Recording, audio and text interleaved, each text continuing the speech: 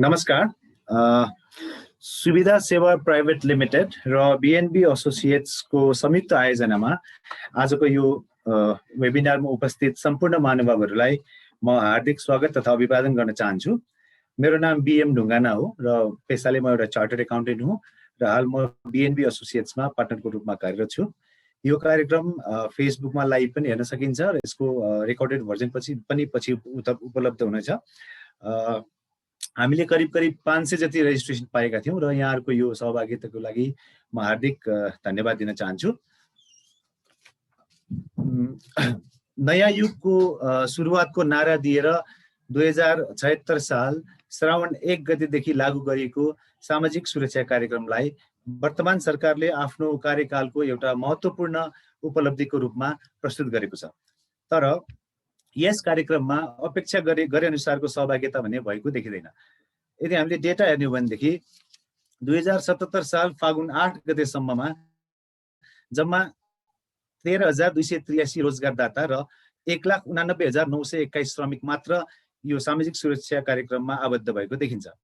यसैबीच सामाजिक सुरक्षा योजना सञ्चालन कार्यविधि 2075 लाई दोस्रो पटक संशोधन गरी 2077 माघ 29 गतेदेखि कार्यान्वयनमा ल्याइएको छ।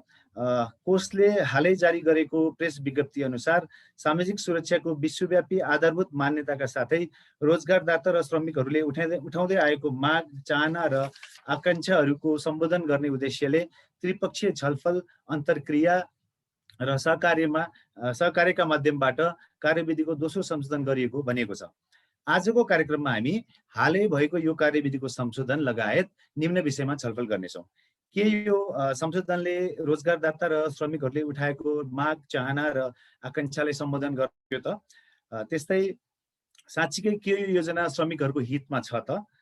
त्यस्तै संशोधित कार्यविधिमा भएका राम्रा र नराम्रा पक्षहरू के छन्? त्यस्तै यो योजनालाई अझै सुधार गर्नुपर्ने केही ठाउँहरू छन् कि? र अन्त्यमा के अब यो नयाँ संशोधनपछि सबै रोजगारदाता र श्रमिकहरू चाहिँ सामाजिक सुरक्षा कार्यक्रममा आबद्ध हुने वातावरण बन्छ कि बन्दैन त? यिनै विषयमा आज हामी छलफल गर्नेछौँ। आजको कार्यक्रमलाई हामीले 2 सत्रमा विभाजन गरेका छौँ। पहिलो सत्रमा सामाजिक सुरक्षा कार्यक्रमका साथै अहिले भर्खरै भएको कार्यविधिको संशोधनको विषयमा सामाजिक सुरक्षा कोषका उपनिर्देशक तथा सहप्रवक्ता श्री रोहित रेग्मीज्यूले प्रस्तुति दिनुहुनेछ भने कार्यक्रमको दोस्रो सत्रमा हामी प्यानल डिस्कसन गर्नेछौँ, जसमा सामाजिक सुरक्षा कोषका कार्यकारी निर्देशक श्री कपिलमणि गेवालीज्यू र हाम्रा कानुन विज्ञ श्री टिका भट्टराईजी हामीसँग रहने हुनेछ। त्यो हामी दोस्रो सत्रमा गर्नेछौँ। अब म कार्यक्रमको पहिलो सत्र सुरु गर्दैछु, जसको लागि म सामाजिक सुरक्षा कोषका उपनिर्देशक तथा सहप्रवक्ता श्री रोहित रेग्मीज्यूलाई आफ्नो प्रस्तुति राखिदिनु हुन अनुरोध गर्दछु। धन्यवाद। र यो प्रस्तुति करिब 20 देखि 30 मिनटको रहनेछ। रोहित सर।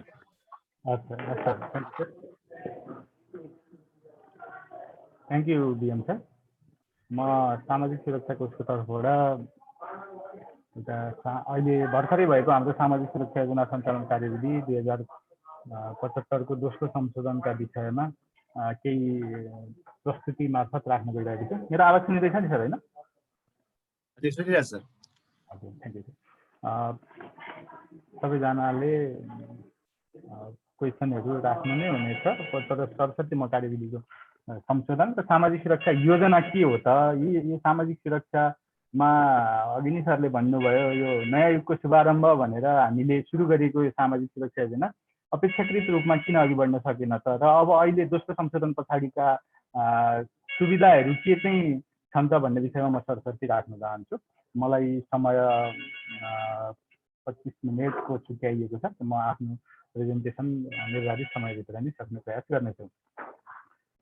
सर्वप्रथम त म सिधै प्रस्तुतिका विषयमा जान्छु। आजको यो प्रस्तुति पश्चात यो सोसियल सेक्युरिटीको फन्डामेन्टल पक्षहरू चाहिँ के हुन् त, सामाजिक सुरक्षा आधारभूत पक्षहरू के हुन् र यसमा सोसियल सेक्युरिटीको योजना र संशोधन पछिका विशेषताहरू के छन्, यसले के व्यवस्था गरिरहेछ भन्ने कुरामा यो म जान्छु। यसमा म धेरै म डिटेलली पछि जाउँला। यस विषयमा यहाँहरू सबै विज्ञ हुनुहुन्छ। सोसियल सेक्युरिटीको परिभाषा के हो? यो सोसियल सेक्युरिटी भनेको के हो त भन्दा एउटा कुनै पनि व्यक्तिको जीवनकालमा आइपर्ने अप्ठ्याराहरूलाई अथवा कुनै पनि श्रमिक अर्थात् कर्मचारी जो सामाजिक सुरक्षामा आबद्ध छ, यो सोसल सेक्युरिटी भन्नाले दुई किसिमको हुन्छ, यसमा पनि बुझ्न पर्छ। एउटा कन्ट्रिब्युटरी सोसल सेक्युरिटी, अर्को नन कन्ट्रिब्युटरी। विशेष गरी अहिले मैले राख्ने प्रेजेन्टेसनको सन्दर्भमा आउने सोसल सेक्युरिटी चाहिँ कन्ट्रिब्युटरी सोसल सेक्युरिटीको हो, यसै ढङ्गले बुझ्न अनुरोध गर्दछु। सामाजिक सुरक्षा योजना सञ्चालन कार्यविधिको विषयमा कुरा गर्नुभन्दा अगाडि पहिले चाहिँ सामाजिक सुरक्षाको यो जुन अवधारणा हो, यो कन्सेप्ट हो, यो के हो त भन्ने थोरै म यहाँ राख्न चाहन्छु। यो जीवनकालमा, मान्छेको आफ्नो जीवनकालमा आइपर्ने विभिन्न दुर्घटना, औषधि उपचार लगायतका कुराहरू प्राप्त गर्ने सोसियल सेक्युरिटीको एउटा फन्डामेन्टल कन्सेप्ट हो। अर्को चाहिँ एक्टिभ लाइफमा कमाएको पैसा चाहिँ इनएक्टिभ लाइफमा युटिलाइज गर्ने कुरा पनि अर्को सोसियल सेक्युरिटीको फन्डामेन्टल कन्सेप्ट हो। यसले चाहिँ यही अवधारणालाई बेस रहेर आइएलओले, ओएचसिएचआरले यी विभिन्न परिभाषाहरू गरेका छ। यसमा म जान्न चाहिन्न। पछाडि अब सामाजिक सुरक्षाको बृहत दृष्टिकोणलाई हेर्ने हो भने चाहिँ एउटा सोसियल, अघि नै मैले भने सोसियल एसिस्टेन्ट, सामाजिक सहायता, यो चाहिँ नन कन्ट्रिब्युटरी हुन्छ। अर्को सामाजिक बिमा, यो कन्ट्रिब्युटरी सोसियल सेक्युरिटी, जसलाई सोसियल इन्सुरेन्स पनि भनिन्छ, यो एउटा पार्ट हो भने अर्को श्रम बजारमाथिको हस्तक्षेप पनि सोसियल सेक्युरिटीको एउटा पार्ट हो। यी तिनटैको कोलाबोरेसन गरिसकेपछि बृहत सामाजिक सुरक्षा अथवा सामाजिक संरक्षणको पार्ट आउँछ। यो नेपालको सन्दर्भमा यी एक्जाम्पलहरू मैले राखेको छु। नन कन्ट्रिब्युटरी सोसियल सेक्युरिटी के छ त भन्दा जस्तै वृद्ध भत्ताहरू लगायतको सामाजिक सुरक्षा भत्ता चाहिँ नन कन्ट्रिब्युटरी हो। कन्ट्रिब्युटरी भनेको चाहिँ स्वास्थ्य बिमा लगायतका कुराहरू र सोसियल सेक्युरिटी पनि जुन हामीले contribution based social security provide गरिरहेको छ सामाजिक सुरक्षा कोष, यो पनि सामाजिक बिमाभित्र पर्दछ। अब आइएलओ कन्भेन्सन 1002 आइएलओ डिक्लेरेसनले चाहिँ के भन्छ भन्दा सामाजिक सुरक्षाका सन्दर्भमा यी विभिन्न सुविधाहरू, स्वास्थ्य उपचार सुविधा, आश्रित परिवार सुविधा, बिरामी अवस्था सुविधा, रोजगारीजन्य दुर्घटना सुविधा, वृद्ध अवस्था सुविधा लगायतका यी सुविधाहरू चाहिँ सोसियल सेक्युरिटी को रूपमा यी फन्डामेन्टल स्ट्यान्डर्ड हुन्, यिनीहरूलाई चाहिँ पुरा गर्नुपर्छ एउटा सोसियल सेक्युरिटी प्रोभाइड गर्ने अर्गनाइजेसनले भन्छ। नेपालको सन्दर्भमा यी सुविधाहरूमध्ये यी विभिन्न 9वटा सुविधाहरू छन्। यी मध्येका 8वटा सुविधा चाहिँ पूर्ण रूपमा 7वटा सुविधा चाहिँ हामीले 8वटा यस अर्थमा हो कि यो पारिवारिक सुविधा पनि कुनै न कुनै रूपमा हामीले 4वटा स्किमभित्र राखेर दिएका छौँ। एउटा बेरोजगारी सुविधा र पारिवारिक सुविधा पनि पूर्ण रूपमा दिन नसकेको कारणले यहाँ 7वटा भनेर प्रेजेन्ट गरेको छु मैले। यसको अब सामाजिक सुरक्षा कोषको बारेमा जाउँ। यो 2067 साल 7 गते स्थापना भएको हो र शुभारम्भ चाहिँ 2075 मङ्सिर 11 गते सम्माननीय प्रधानमन्त्रीज्यूबाट शुभारम्भ भएको हो र कार्यान्वयन सामाजिक सुरक्षा योजना सञ्चालन कार्यविधि आइसकेपछि 2076 साल साउन 1 गतेदेखि सामाजिक सुरक्षा कोषले कन्ट्रिब्युसन दिन थालेको हो र यो कार्यान्वयनमा आएको हो। यसको सर्वोच्च कानुनी आधार भनेको नेपालको संविधान 2072 को धारा 34ले श्रम सम्बन्धी हकको व्यवस्था गरेका छ र श्रम सम्बन्धी हक अन्तर्गत प्रत्येक श्रमिकको योगदानमा आधारित सामाजिक सुरक्षाको हक हुनेछ भनेर मौलिक हकको रूपमा नै व्यवस्था गरेका कारणले सामाजिक सुरक्षा कोष त्यसैको बेसमा श्रम ऐनको आधारमा स्थापित भएको हो। अहिले हाम्रो सामाजिक सुरक्षा कोषको चाहिँ संरचना पनि, सञ्चालक समितिको संरचना पनि ट्रापाटाइट छ। यो सरकारको मात्रै कार्यक्रम यस अर्थमा होइन कि यो रोजगारदाता र योगदानकर्ताको पनि प्रतिनिधिहरू सञ्चालक समितिमा रहने व्यवस्था भएको र सञ्चालक समितिले निर्णय नगरिकन कुनै पनि कुरा कार्यान्वयनमा नआउने हुँदा यो सामाजिक सुरक्षा कोष र सामाजिक सुरक्षा कोषले ल्याएका कार्यक्रमहरू चाहिँ तीनै पक्षको, श्रमिकको, रोजगारदाताको र सरकारको सहमतिमा आएका कार्यक्रमहरू हुन्। अब यसको अलिकति म कानुनी आधारतिर गएँ। अघि संविधानको धारा 34 श्रम सम्बन्धी हकको कुरा त मैले अघिल्लो स्लाइडमै गरिसकेँ। अब यो त्यही श्रमिकको श्रम सम्बन्धी हकलाई कार्यान्वयन गर्नको लागि एउटा पाटो चाहिँ श्रम ऐन 2074 को परिच्छेद 10 दफा 52 देखि दफा 57 सम्म व्यवस्था गरिएको छ।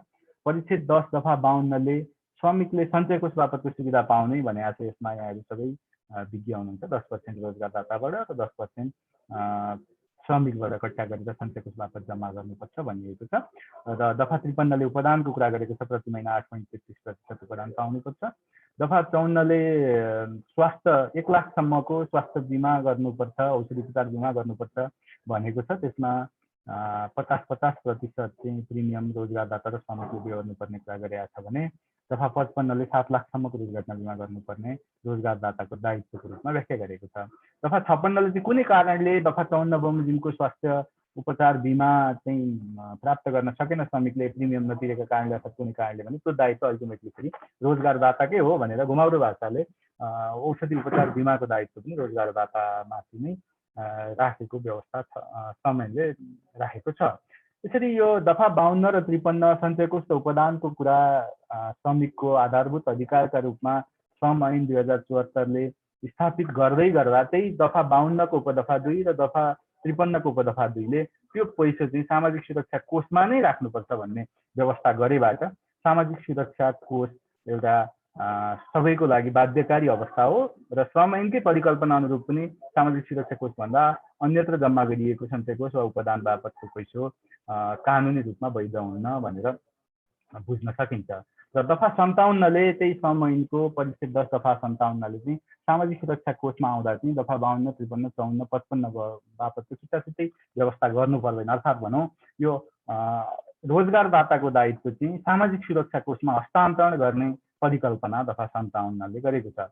त्यही दफा 57 को बेसमा योगदानमा आधारित सामाजिक सुरक्षा ऐन 2074 आयो र सामाजिक सुरक्षा कोष कार्यान्वयनमा छ। अब सामाजिक सुरक्षा कोषबाट सञ्चालन गरेका विभिन्न योजनाहरू के छन् त भनेर अघि नै मैले भने आईएलओ डिक्लेरेसनले गरेका विभिन्न व्यवस्थाहरू मध्येका 7वटा व्यवस्थालाई पूर्ण रूपमा र एउटा 8औं पारिवारिक सुविधालाई पनि आंशिक रूपमा सम्बोधन गरेका छौँ हामीले।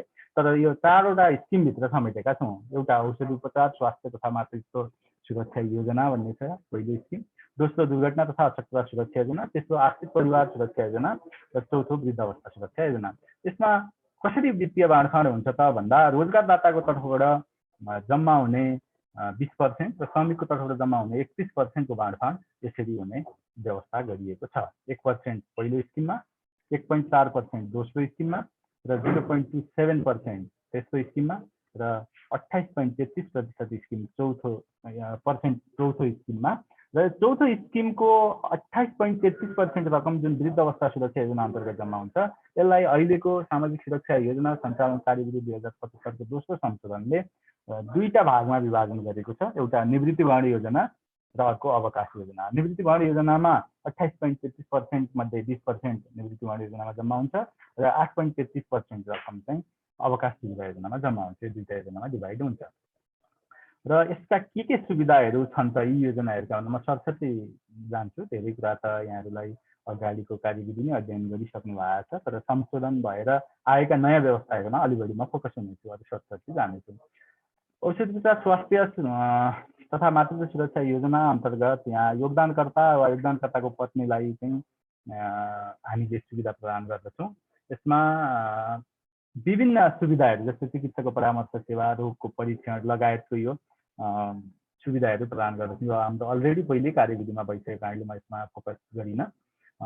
योगदानकर्ताको पत्नीलाई चाहिँ जुन सुत्केरी कन्ट्रिब्युटरको वाइफ चाहिँ सुत्केरी हुँदै गर्दा सुत्केरीको बेलाको उपचार खर्च चाहिँ सामाजिक सुरक्षा कोषले बेहोर्ने भन्ने पहिलेको कार्यविधिमा थियो। तर सुत्केरी पछिको उपचार चाहिँ नहुने अवस्था रहेको र त्यसमा चाहिँ सुत्केरीसँग सम्बन्धितै केही समयसम्म कसैले अपरेसन गरिरहेको छ भने त्यसको टाँका काट्ने अथवा सम्बन्धित त्यसको बाई इफेक्टको विभिन्न खालका उपचारहरू हुन गर्नुपर्ने खालको भएकोले धेरैबाट हामीलाई चाहिँ यो खालको सुझाव आएको सुत्केरी पछि पनि केही समयसम्म उपचार गराउनुपर्छ भन्ने किसिमको सुझाव आएकोले हामीले त्यसलाई सम्बोधन गर्ने गरी सुत्केरी भएको 6 हप्तासम्मको सुत्केरीसँग सम्बन्धित उपचार खर्च पनि सामाजिक सुरक्षा कोषले बेहोर्ने गरी व्यवस्था गरेका छौँ। शिशुको 3 महिनासम्मको उपचार खर्च त पहिलेकै कार्यविधिमा थियो।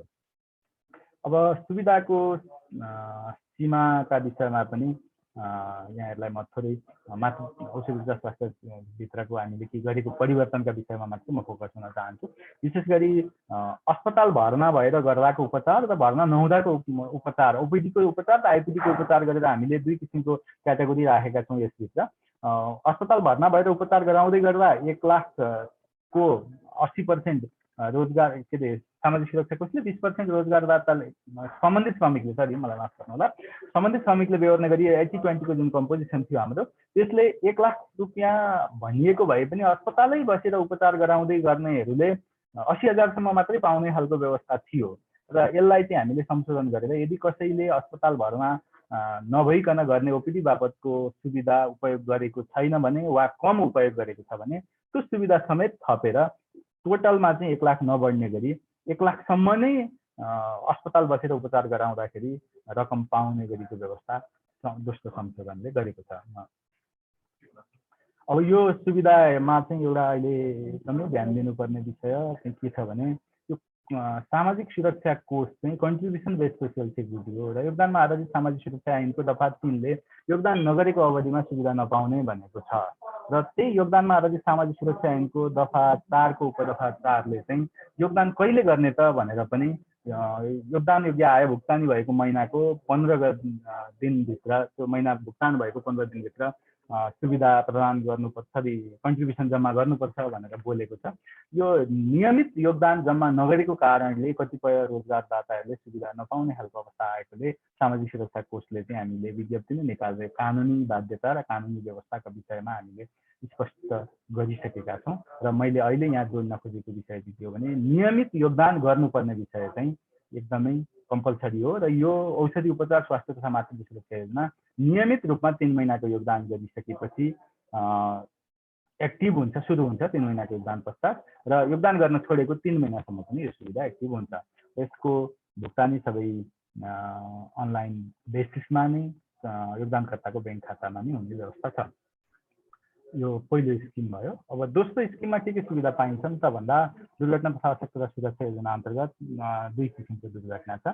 एउटा रोजगारीजन्य दुर्घटना, अर्को अन्य दुर्घटना भन्छौँ हामी। रोजगारीजन्य दुर्घटनाको उपचार खर्च सम्पूर्ण उपचार खर्च सामाजिक सुरक्षा कोषले बेहोर्छ र अन्य दुर्घटनाको उपचार खर्च 7 लाखसम्मको सीमाभित्र रहेर कोषले बेहोर्छ। यो एक्जिस्टिङ कुरा नै हो। व्यवसायजन्य रोगको हकमा भने सम्पूर्ण उपचार खर्च सामाजिक सुरक्षा कोषले बेहोर्छ र यो एक्टिभ चाहिँ दुर्घटनाका अन्य दुर्घटनाका केस चाहिँ कन्ट्रिब्युसन गर्न सुरु गरिसकेपछि यो स्किम एक्टिभ हुन्छ र गर्न छोडेपछि इनएक्टिभ हुन्छ। तर व्यवसायजन्य रोगको केसमा चाहिँ यो कन्ट्रिब्युसन गर्न थालेको 2 वर्षपछि एक्टिभ हुन्छ र कन्ट्रिब्युसन गर्न छोडेको 2 वर्षसम्म एक्टिभ हुन्छ। यो दुर्घटनाको केसको कुरा भयो। अब अशक्तता सुरक्षा योजना अन्तर्गत चाहिँ कुनै कन्ट्रिब्युटर व्यवसायजन्य रोगको कुराहरूको भयो, दुर्घटनाको कारणले, रोजगारीजन्य दुर्घटनाको कारणले वा अन्य कुनै पनि दुर्घटनाको कारणले चाहिँ पर्मानेन्टली डिजेबल भयो भने, स्थायी रूपमा पूर्ण असक्षम भयो भनेदेखि उसले आफ्नो स्यालेरीको 60% सम्म आजीवन अशक्तता वृत्ति पाउने व्यवस्था छ। पहिलेको कार्यविधिले चाहिँ यो 60% पाउने व्यवस्थामा पनि क्याप लगाइएको थियो।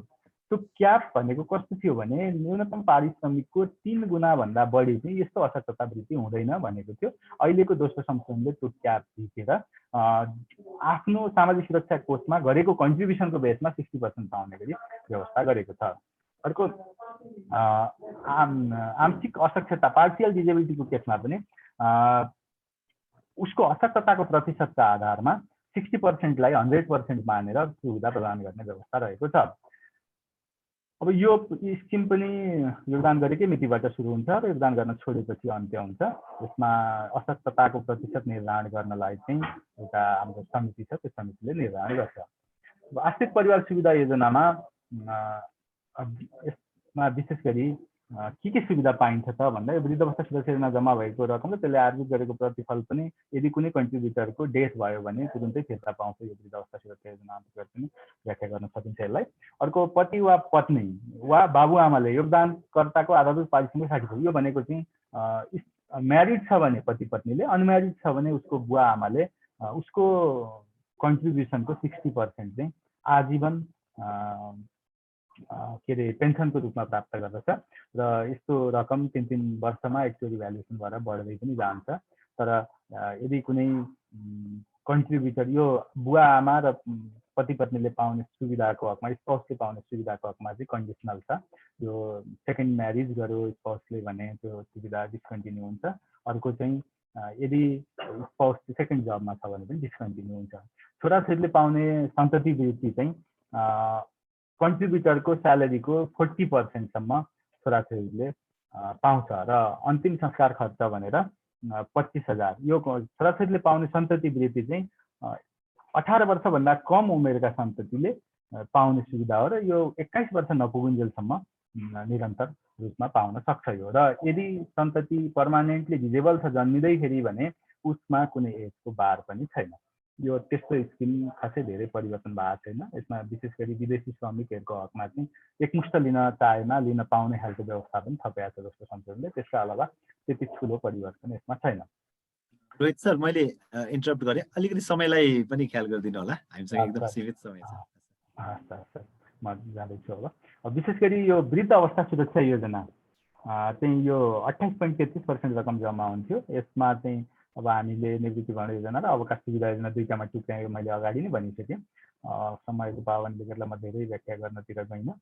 यो पहिले चाहिँ यसमा के थियो भने 76 साल साउनभन्दा अगाडिदेखि रोजगार सम्बन्धमा रहेकाहरूले चाहिँ वृद्ध अवस्था सुरक्षा योजना बापतको पैसा आफ्टर 60 वर्षपछि पेन्सनको रूपमा उपयोग गर्ने कि एकमुष्ट रूपमा लिने भन्ने अप्सन पाउने अवस्था थियो। अहिले चाहिँ हामीले त्यसलाई संशोधन गरेर 78 साल साउन 1 गतेभन्दा अगाडि अथवा 78 साल असार मसान्तसम्म सोसियल सेक्युरिटीमा कन्ट्रिब्युसन गर्ने कन्ट्रिब्युटरहरूले चाहिँ त्यो खालको सुविधा पाउँछन्। यहाँ चाहिँ त्यतिखेर रोजगार सम्बन्धको कुरा गरिरहेको छु। यतिखेर चाहिँ हामीले कन्ट्रिब्युसनै सोसियल सेक्युरिटीमा 78 असारभित्र आइसक्नुपर्छ। उनीहरूका लागि चाहिँ विशेष अफर पनि लिएर आएको छु, त्यसमा म पछि कुरा गर्नेछु। र अर्को हामीले निवृत्ति भरण योजनामा जम्मा हुने 20%लाई पनि यो पेन्सनको कसरी डिभाइड गर्छौँ त भन्दा पहिले 28 वृद्ध अवस्था सुरक्षा योजना जम्मा भएको रकम र त्यसले आर्जित गरेको रकमलाई डिभाइड बाई 180 गर्थ्यौँ। पहिले 180ले भाग गर्थ्यौँ, अहिले 160ले भाग गरेर पेन्सन अलिक बढी बनाउने प्रयास गरेका छौँ। अब यो तर निवृत्ति भरण योजनामा यदि कोही कन्ट्रिब्युटरले 180 महिना चाहिँ कन्ट्रिब्युसन गरेको छैन भने उसले एकमुष्ट रूपमा पैसा निकाल्छु भन्न पनि पाउँछ आफ्टर 60। अब अवकाश सुविधा योजना हामीले नयाँ ल्याएको अलिकति व्याख्या गर्न जरुरी चाहिँ हामीले अवकाश सुविधा योजना हो। यसलाई निवृत्ति भरण वृद्ध अवस्था सुरक्षा योजनालाई टुक्र्याएर ल्याएको छ। यसमा कस्ता कस्ता खालका पैसा जम्मा हुन्छ त भन्दा वृद्ध अवस्था सुरक्षा योजना अन्तर्गतको 8.33% रकम जम्मा हुन्छ।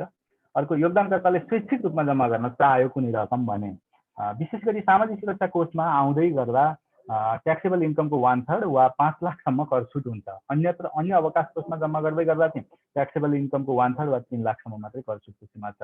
सामाजिक सुरक्षा कोषमा आउँदै गर्दा 5 लाखसम्मको ट्याक्स छुटको सीमा पनि युटिलाइज गर्ने गरी कोही कन्ट्रिब्युटरले स्वैच्छिक रूपमा जम्मा गर्न चाह्यो भने पनि त्यो स्वैच्छिक रूपमा जम्मा गर्न सक्ने व्यवस्था छ। अर्को अन्य अवकाश कोषमा रहेको रकम पनि यहाँ हस्तान्तरण गर्न सक्ने व्यवस्था गरेका छौँ हामीले।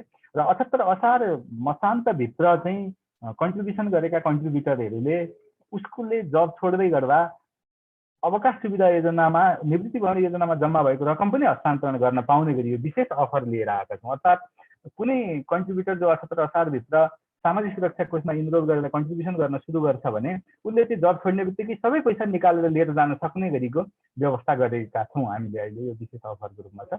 र एउटा यो अप्पर लिमिटको कुरा गरेका छौँ। अधिक पारिश्रमिक हुनेले जम्मा गरेको रकम भनेको 1,26,000 भन्दा बढी मासिक स्यालेरी हुने कोही कन्ट्रिब्युटर हुनुहुन्छ भने उहाँहरूको चाहिँ निवृत्ति भरण योजनामा जम्मा हुने 20% रकम पनि अवकाश सुविधा योजनामा जम्मा गर्न पाउनुहुन्छ। 1,26,000 को 20% भन्दा बढी रकम चाहिँ अवकाश सुविधा योजना जम्मा हुने गरी हामीले व्यवस्था गरेका छौँ। अर्को 60 वर्ष पुगिसकेको कोही कन्ट्रिब्युटर चाहिँ सामाजिक सुरक्षा कोषमा स्वैच्छिक रूपमा आउँछ भने उसको सम्पूर्ण 28.33% रकम नै अवकाश सुविधा योजना आउने खालको व्यवस्था गरिएको छ। र यो अवकाश सुविधा योजनाको रकम चाहिँ जागिरको अन्त्य हुने बित्तिकै उसले जब छोड्ने बित्तिकै एकमुष्ट रूपमा लिन पाउने व्यवस्था गरिएको छ। र यो अवकाश सुविधा योजना जम्मा भएको रकमको 80% सापटी लिन पाउने व्यवस्था पनि छ।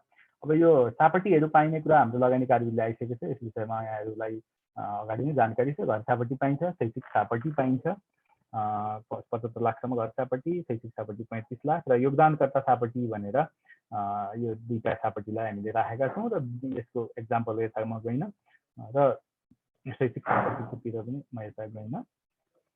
र अर्को यसको सीमा र शर्त चाहिँ के छ भने कोषमा लगातार 3 वर्ष योगदान, लगातार भन्नाले 36 महिनाको योगदानलाई हामीले बुझ्छौँ।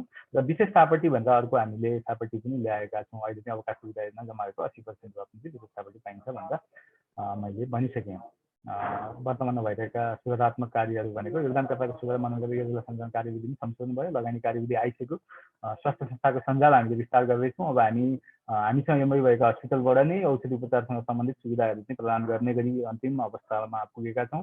अनि आर्थिक वर्ष 76-77 को प्रतिफल घोषणाको पनि अन्तिम अवस्थामा पुगेका छौँ हामीले। स्वरोजगार र अनौपचारिक क्षेत्र लक्षित कार्यविधि निर्माणको चरणमा छौँ। र यो 15 योजनाले पनि सामाजिक सुरक्षालाई फोकस गरेको छ। हाम्रो सेवा प्रवाह कसरी हुन्छ भन्दा सबै प्रविधि मैत्री छ। यसमा म धेरै गइन हाम्रो नागरिक एपसँग पनि हामी जोडिएका छौँ। नागरिक एपबाट पनि यहाँहरूको जम्मा भएको पैसा हेर्न सक्नुहुन्छ। सरकारको प्राथमिकतामा कोष बढेको छ। यसै कारणले यो लकडाउन अवधिमा 4 महिनाको कन्ट्रिब्युसन सामाजिक सुरक्षा कोषमा कन्ट्रिब्युट गर्ने कन्ट्रिब्युटरहरूले प्राप्त गर्न सक्नुभयो र 5 लाखसम्म कर छुटको सीमा छ। यहाँ आउँदै गर्दा सामाजिक हुँदैन र अहिले भर्खरै सामाजिक सुरक्षा योजना दोस्रो संशोधन कार्यविधि पनि आइसक्यो। यसले गर्दा रोजगारदाता र श्रमिकहरूलाई अझै धेरै आकर्षक अफरहरू लिएर आएको छ। लगानी कार्यविधि आइसक्यो। त्यो हाम्रो दोस्रो संशोधनको हाइलाइट्सको रूपमा मैले यहाँ राखेको छु। के चाहिँ गरिन्छ हामीले दोस्रो संशोधनमा भन्दा विशेष गरी यी 10 वटा मुद्दा वृद्ध अवस्था सुरक्षा योजनालाई हामीले टुक्यायौँ 2टामा। अनि 78 असारभित्र प्रारम्भ गर्ने योगदान प्रारम्भ गर्नेहरूलाई चाहिँ अवकाश सुविधा बापत सबै रकम निकाल्न मिल्ने अवकाश हुँदा र सबै रकमबाट 80% सापट्टि पाउने। शैक्षिक रूपमा एडिसनल्ली पैसा जम्मा गर्न पनि कसैले पाउने भयो। निश्चित सीमाभन्दा बढी रकम अब सुविधा योजनामा जम्मा गर्न सक्ने भनेको अधिक पारिश्रमिक मैले क्लास सबै गरेँ। पेन्सनको भाजकलाई 180बाट 160 बनायौँ हामीले। योगदानकर्ताको पत्नी सुत्केरी हुँदा पनि 6 हप्तासम्मको सुत्केरीसँग सम्बन्धित उपचार खर्च पाउने भयो। 60 वर्षपछि जम्मा गर्ने कन्ट्रिब्युटरले 28.33% रकम नै अवकाश सुविधा योजनामा जम्मा गर्न पाउने भयो। अर्को यो अशक्तता वृद्धिको 3 महिनाको सीमा पनि हटायौँ। निवृत्ति भवन लिनेले पनि यदि सामाजिक सुरक्षा कोषबाट कसैले पेन्सन लिन्छ भने उसले पनि केही रकम कन्ट्रिब्युट गरेर म औषधि उपचारको स्किमलाई चाहिँ कन्टिन्यू गर्छु भन्न सक्ने अवस्था आयो। र यो विदेशीले एकमुष्ट लिन सक्ने कुरा भनेर हामीले यसपालिको गरेको संशोधनको मेन हाइलाइट्स मैले नै राखेँ र मलाई सायद निर्धारित समयभित्रै मैले सिद्ध्याएँ भन्ने लाग्छ। अब यो हाम्रो नियम र कार्यविधि अरू कुनै डिस्कसमा आएछ भने हामीसँग जोडिनको लागि सामाजिक सुरक्षा खबर भन्ने हामीले मासिक बुलेटिन पनि निकाल्छौँ। यो फेसबुक ट्विटरमा पनि सामाजिक सुरक्षा कोष छ।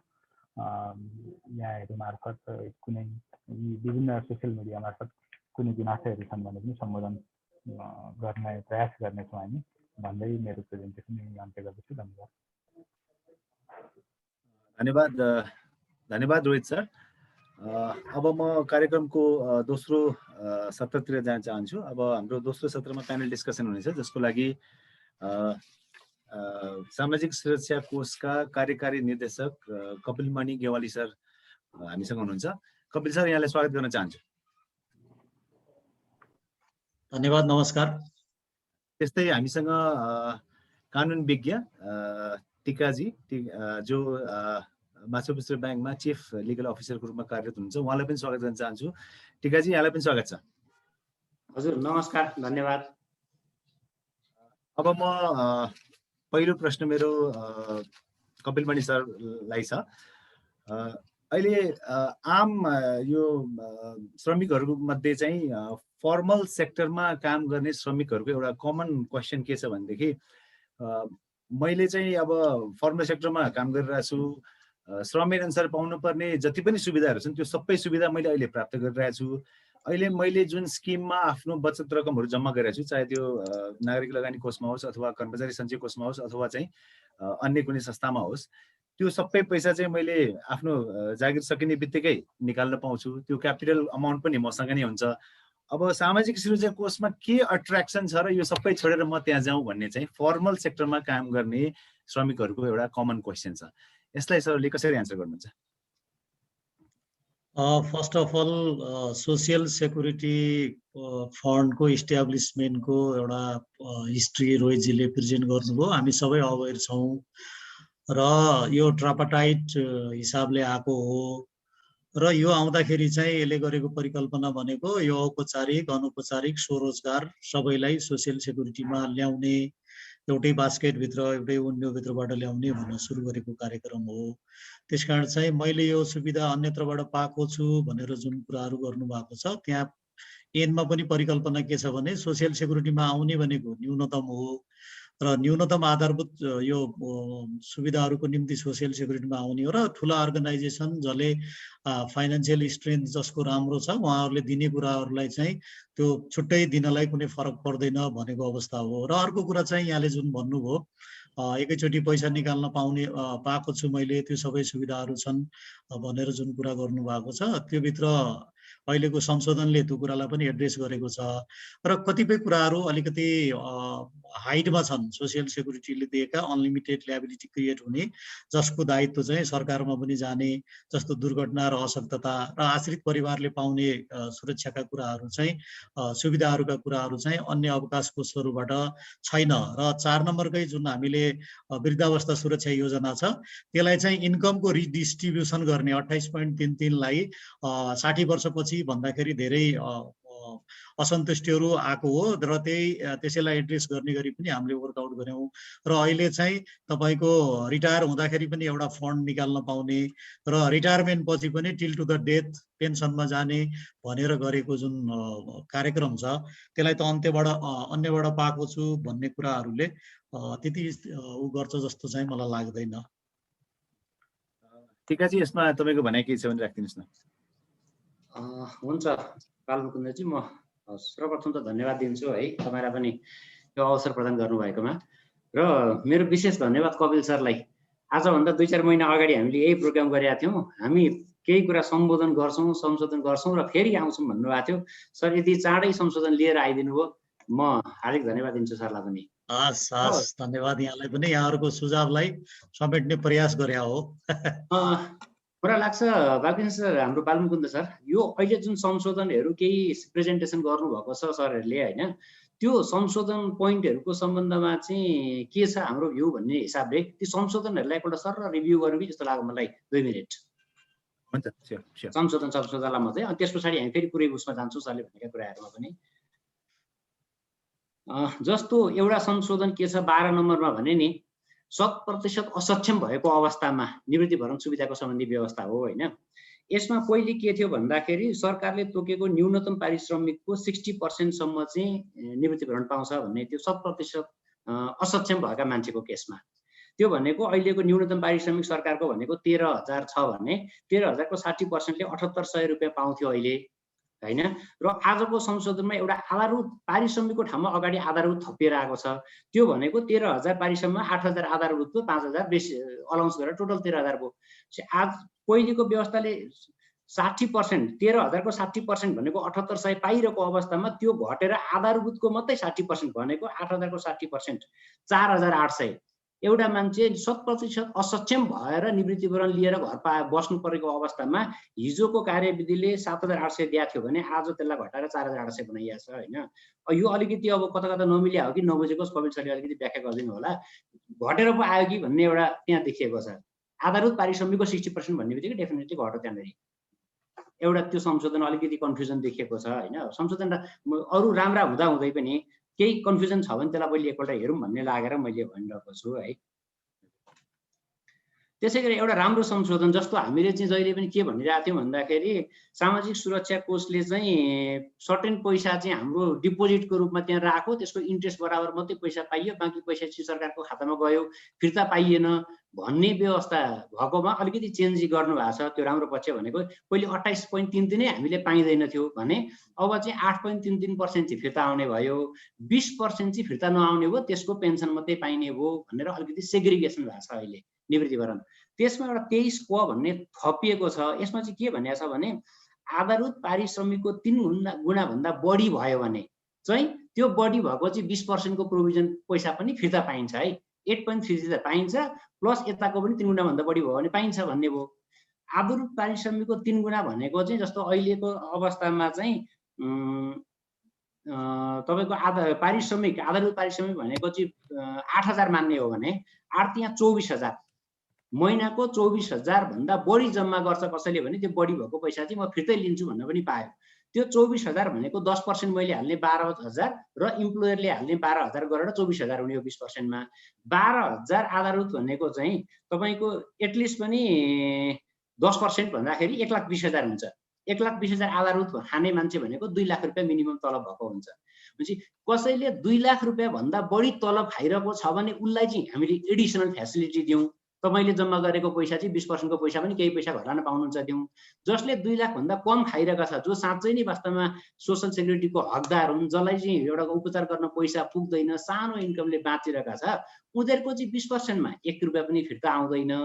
जसले 2 लाख भन्दा बढी खाएका छन् भनेको वेल पैसा कमाइरहेका छन्, जसले आफू पनि खर्च गर्न सक्छन्, उनीहरूलाई चाहिँ के भयो भनेदेखि तपाईँले 3 गुणा भन्दा बढी जम्मा भएको चाहिँ 8.33 त फिर्ता पाउँछ प्लस त्यो 20% पनि अलिकति उब्रेको पैसा फिर्ता पाउँछ भनेपछि ठुला इन्कम भएका ठुलालाई चाहिँ अझै फेसिलिटेट गर्यो र साना इन्कम भएका जसले चाहिँ एकदमै कम पैसामा गुजारा गर्नु परेको छ उनीहरूलाई चाहिँ फिर्ता गर्ने प्रोभिजन नहुँदाखेरि यो 23 को अहिले थपिएर आएको प्रोभिजन चाहिँ बेनिफिसियल हो कि अझ पसिएको हो सानालाई चाहिँ भन्ने अलिकति कन्फ्युजन देखिन्छ हैन। यो पनि अहिले चेन्ज भएको भएर मात्रै मैले भनेको हो। अर्को यो 34 क पनि एउटा थप भएर आएको छ हैन सर।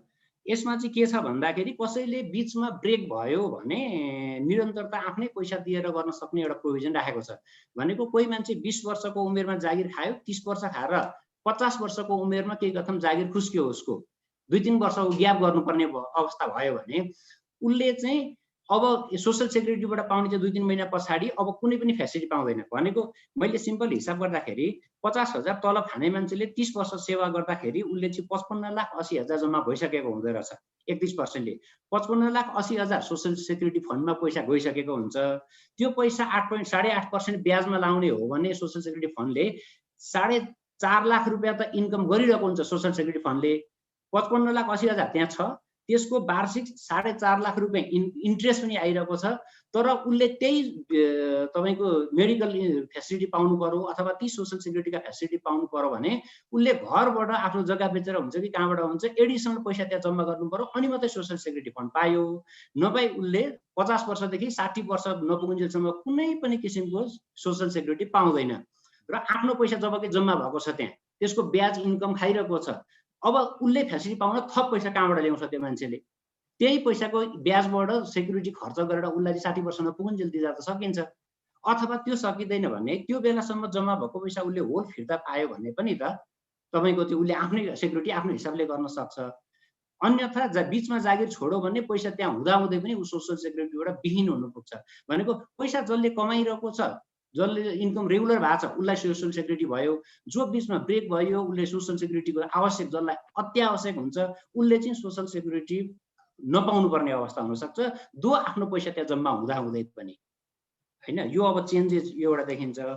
अनि अरु अब जनरल कुराहरू हाम्रो एउटा चाहिँ मेन कन्सर्न भनेको चाहिँ नि सोशल सेक्युरिटी फन्ड भनेको मूल उद्देश्य भनेको चाहिँ नेपाली जनतालाई रोजगारमा बसेका मान्छेहरूलाई सोशल सेक्युरिटी दिनु भन्ने हो। भनेको सोशल सेक्युरिटी नपाएका मान्छेलाई सोशल सेक्युरिटी दिने।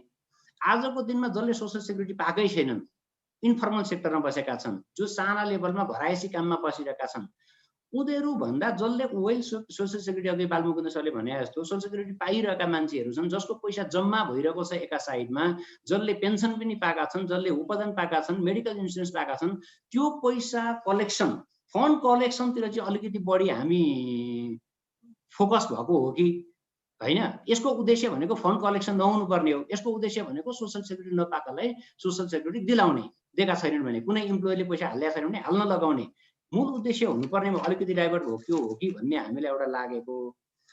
अर्को योगदानमा आधारित कुरा छ नि सर, म सकिहालेँ, 2टा पोइन्ट मात्रै छ बाँकी। अब हामीले संविधानको अघि हाम्रो रोहित सरले संविधान 34 को कुरा गर्नुभएको थियो। 34 ले चाहिँ के भन्छ भन्दाखेरि योगदानमा आधारित सोशल सेक्युरिटीको हक सबैलाई हुन्छ भनेको छ।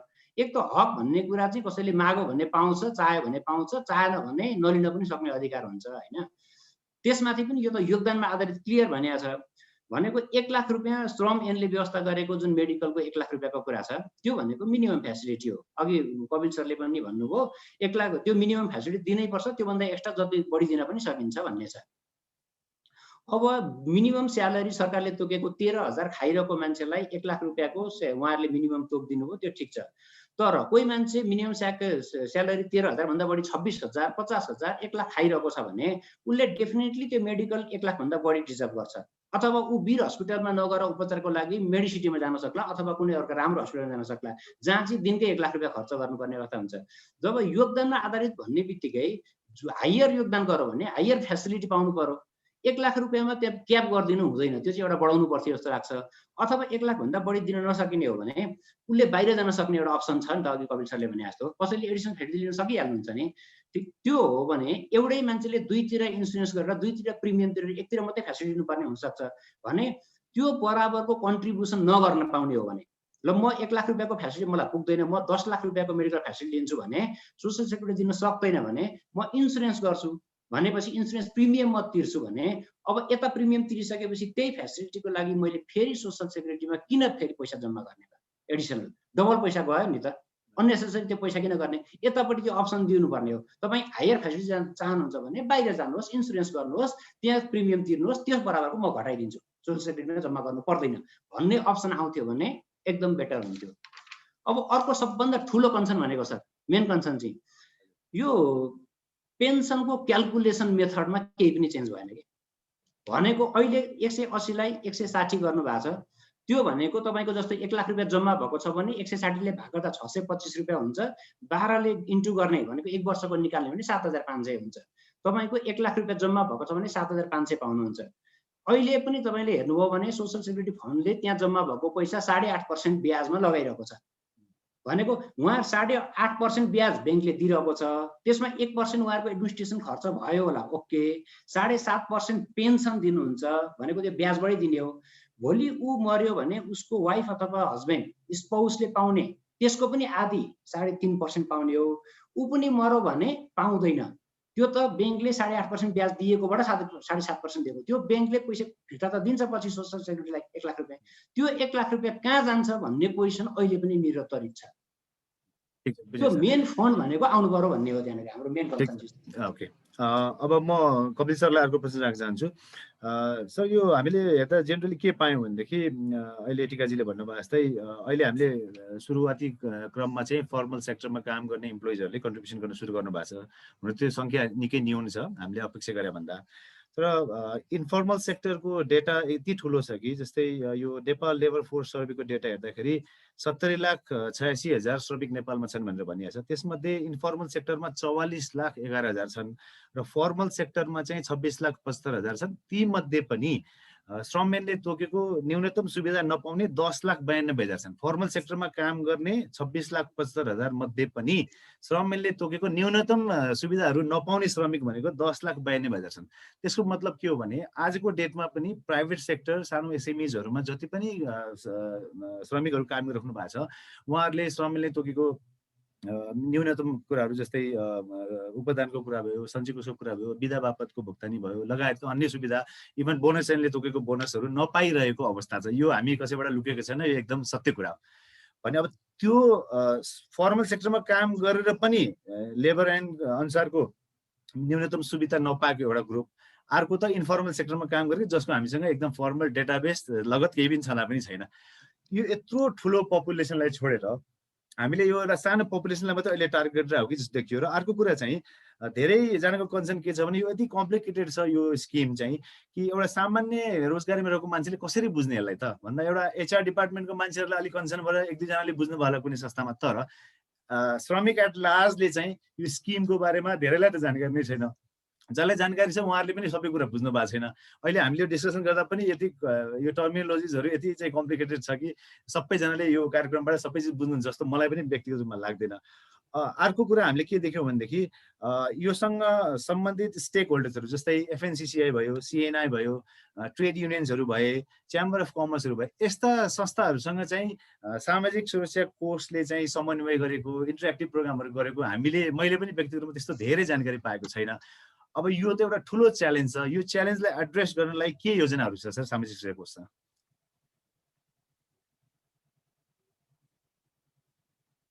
कपिल सर। धन्यवाद सर। सुनिया छ? सुनिए सर, हजुर। पहिला चाहिँ भट्टराई टिका सरले भनेको थोरै कुराहरूलाई एड्रेस गरेर अगाडि बढौँ। हुन्छ सर। यो आधारभूतको 60%मा जुन क्वेसन गर्नु भएको छ यो अलिकति म क्लियर गर्न चाहन्छु। त्यो स्थायी पूर्ण असक्षमतामा झन् घटेको हो कि भन्नुभएको छ। पहिलाको व्यवस्थाले 3 गुणामा क्याप लगाएको थियो। आश्रित परिवारले 60% पाउने, बच्चा बच्चीले 40 पाउने, तर चाहिँ डिजेबल भयो भने उहाँले चाहिँ 3 गुणामा क्याप लगाएको हुँदाखेरि झिकेको हो। यो क्लियर गर्न चाहे मैले। त्यस कारण चाहिँ यो 3 गुणाले बढाएको हो।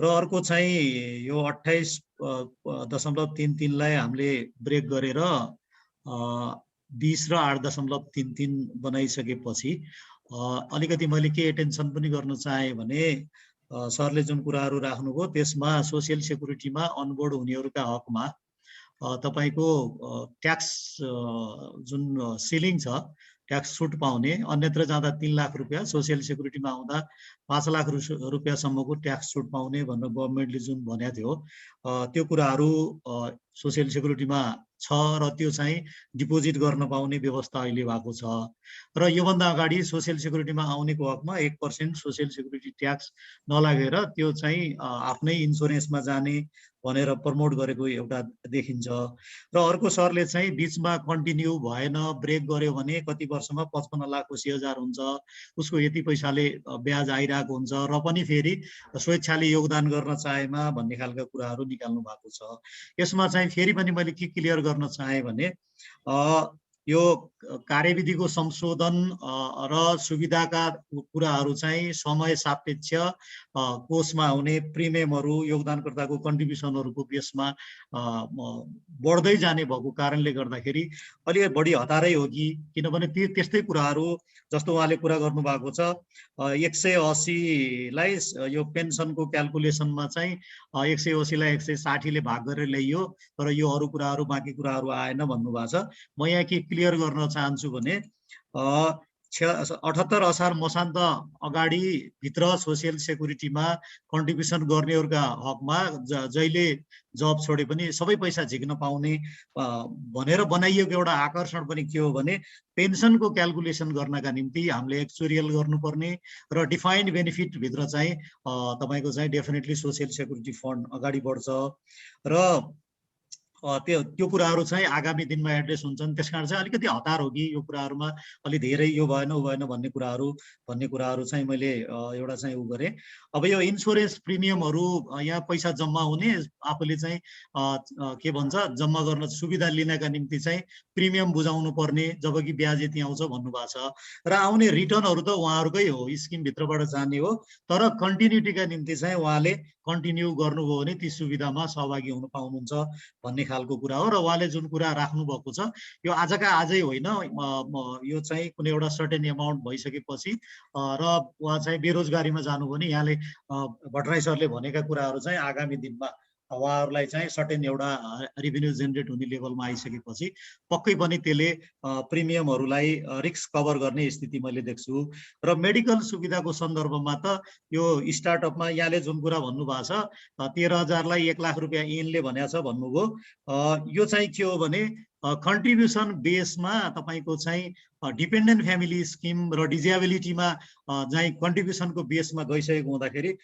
त्यति धेरै औषधि उपचारकै मात्रै इस्युलाई लिएर जाने भन्दा नि एकातिर यो सोसियल सेक्युरिटी पनि हो अर्कोतिर कन्ट्रिब्युटरी पनि भएको हुँदाखेरि पेन्सन र डिजेबल र डिपेन्डेन्ट फ्यामिलीमा टिका सरले भने जस्तो कन्ट्रिब्युटरी नै छ र सोसियल सेक्युरिटीको कन्सेप्टबाट हेर्दाखेरि मेडिकलमा सबैलाई चाहिँ इक्वल छ र त्यसभित्र चाहिँ आगामी दिनहरूमा प्रिमियमहरूले कभर गर्दै जाँदाखेरि पक्कै पनि यो बढ्दै जान्छ र पेन्सनको क्याल्कुलेसन त ढिलो चाँडो यो पेन्सन खाने बेला भए होइन सुरु गर्ने बेला हो क्वेसन गर्नु स्वाभाविक हो पक्कै पनि तपाईको चाहिँ डिफाइन्ड बेनिफिट मोडलमा चाहिँ हामी जान्छौँ तर यसपटकको एक्चुअरियल भित्र चाहिँ त्यो सम्भव देखिएको थिएन र सरले जुन कुरा भन्नुभएको छ फर्मल सेक्टरलाई फोकस गरेको भनेर सरकारको नीति तथा कार्यक्रमभित्र अनौपचारिक स्वरोजगार र सरकारी करार पारिश्रमिकका कर्मचारी इभन वैदेशिक रोजगारीमा भएकालाई पनि सोसियल सेक्युरिटीमा ल्याउने भन्ने भइसकेपछि कोषले एउटा स्टडी गर्यो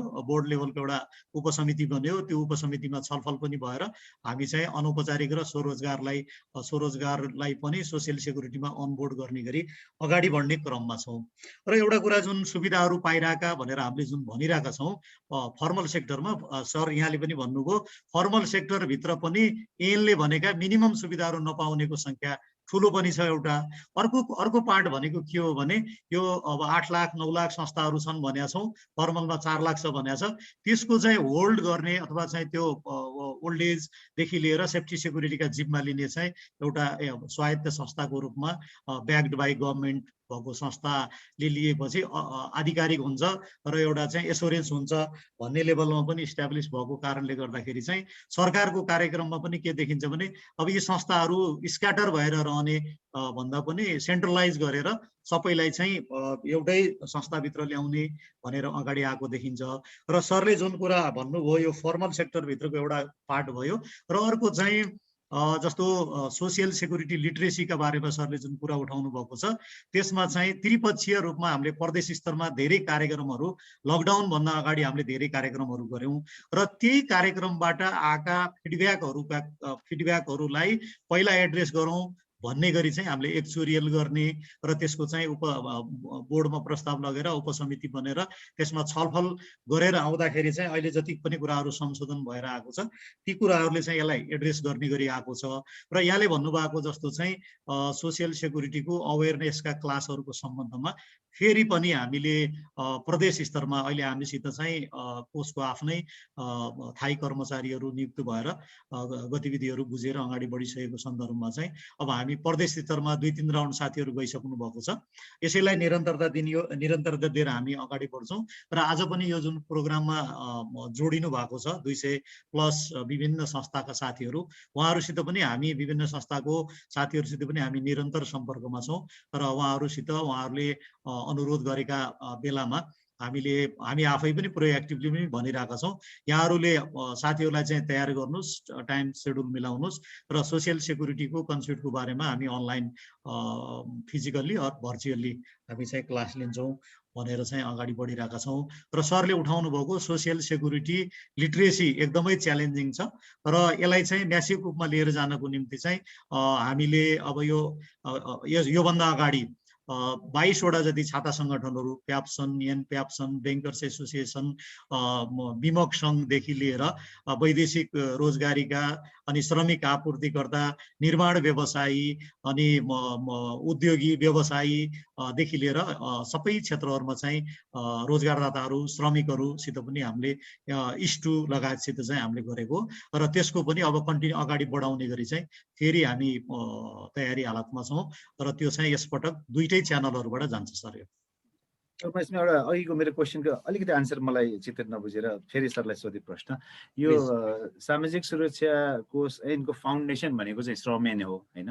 मैले अघि पनि सरलाई भने श्रमेन अनुसार चाहिँ मेजोरिटी अफ प्राइभेट सेक्टरले चाहिँ श्रमेनले तोकेको न्यूनतम सुविधाहरू दिनुभएको छैन श्रमिकहरूलाई हैन।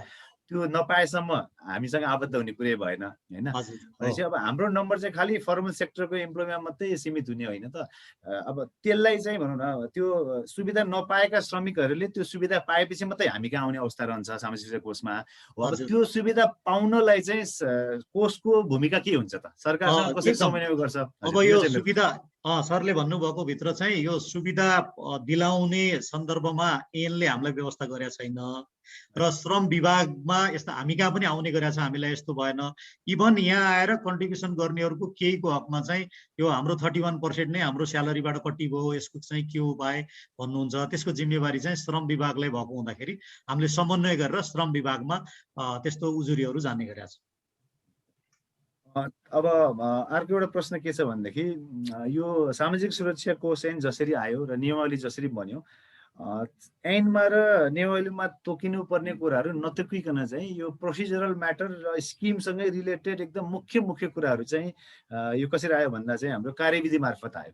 अब कार्यविधि चाहिँ हाम्रो सञ्चालक समितिले मन्त्रालयमा पेश गरेपछि मन्त्रालयले स्वीकृत गरेपछि लागू हुने भन्ने व्यवस्था छ।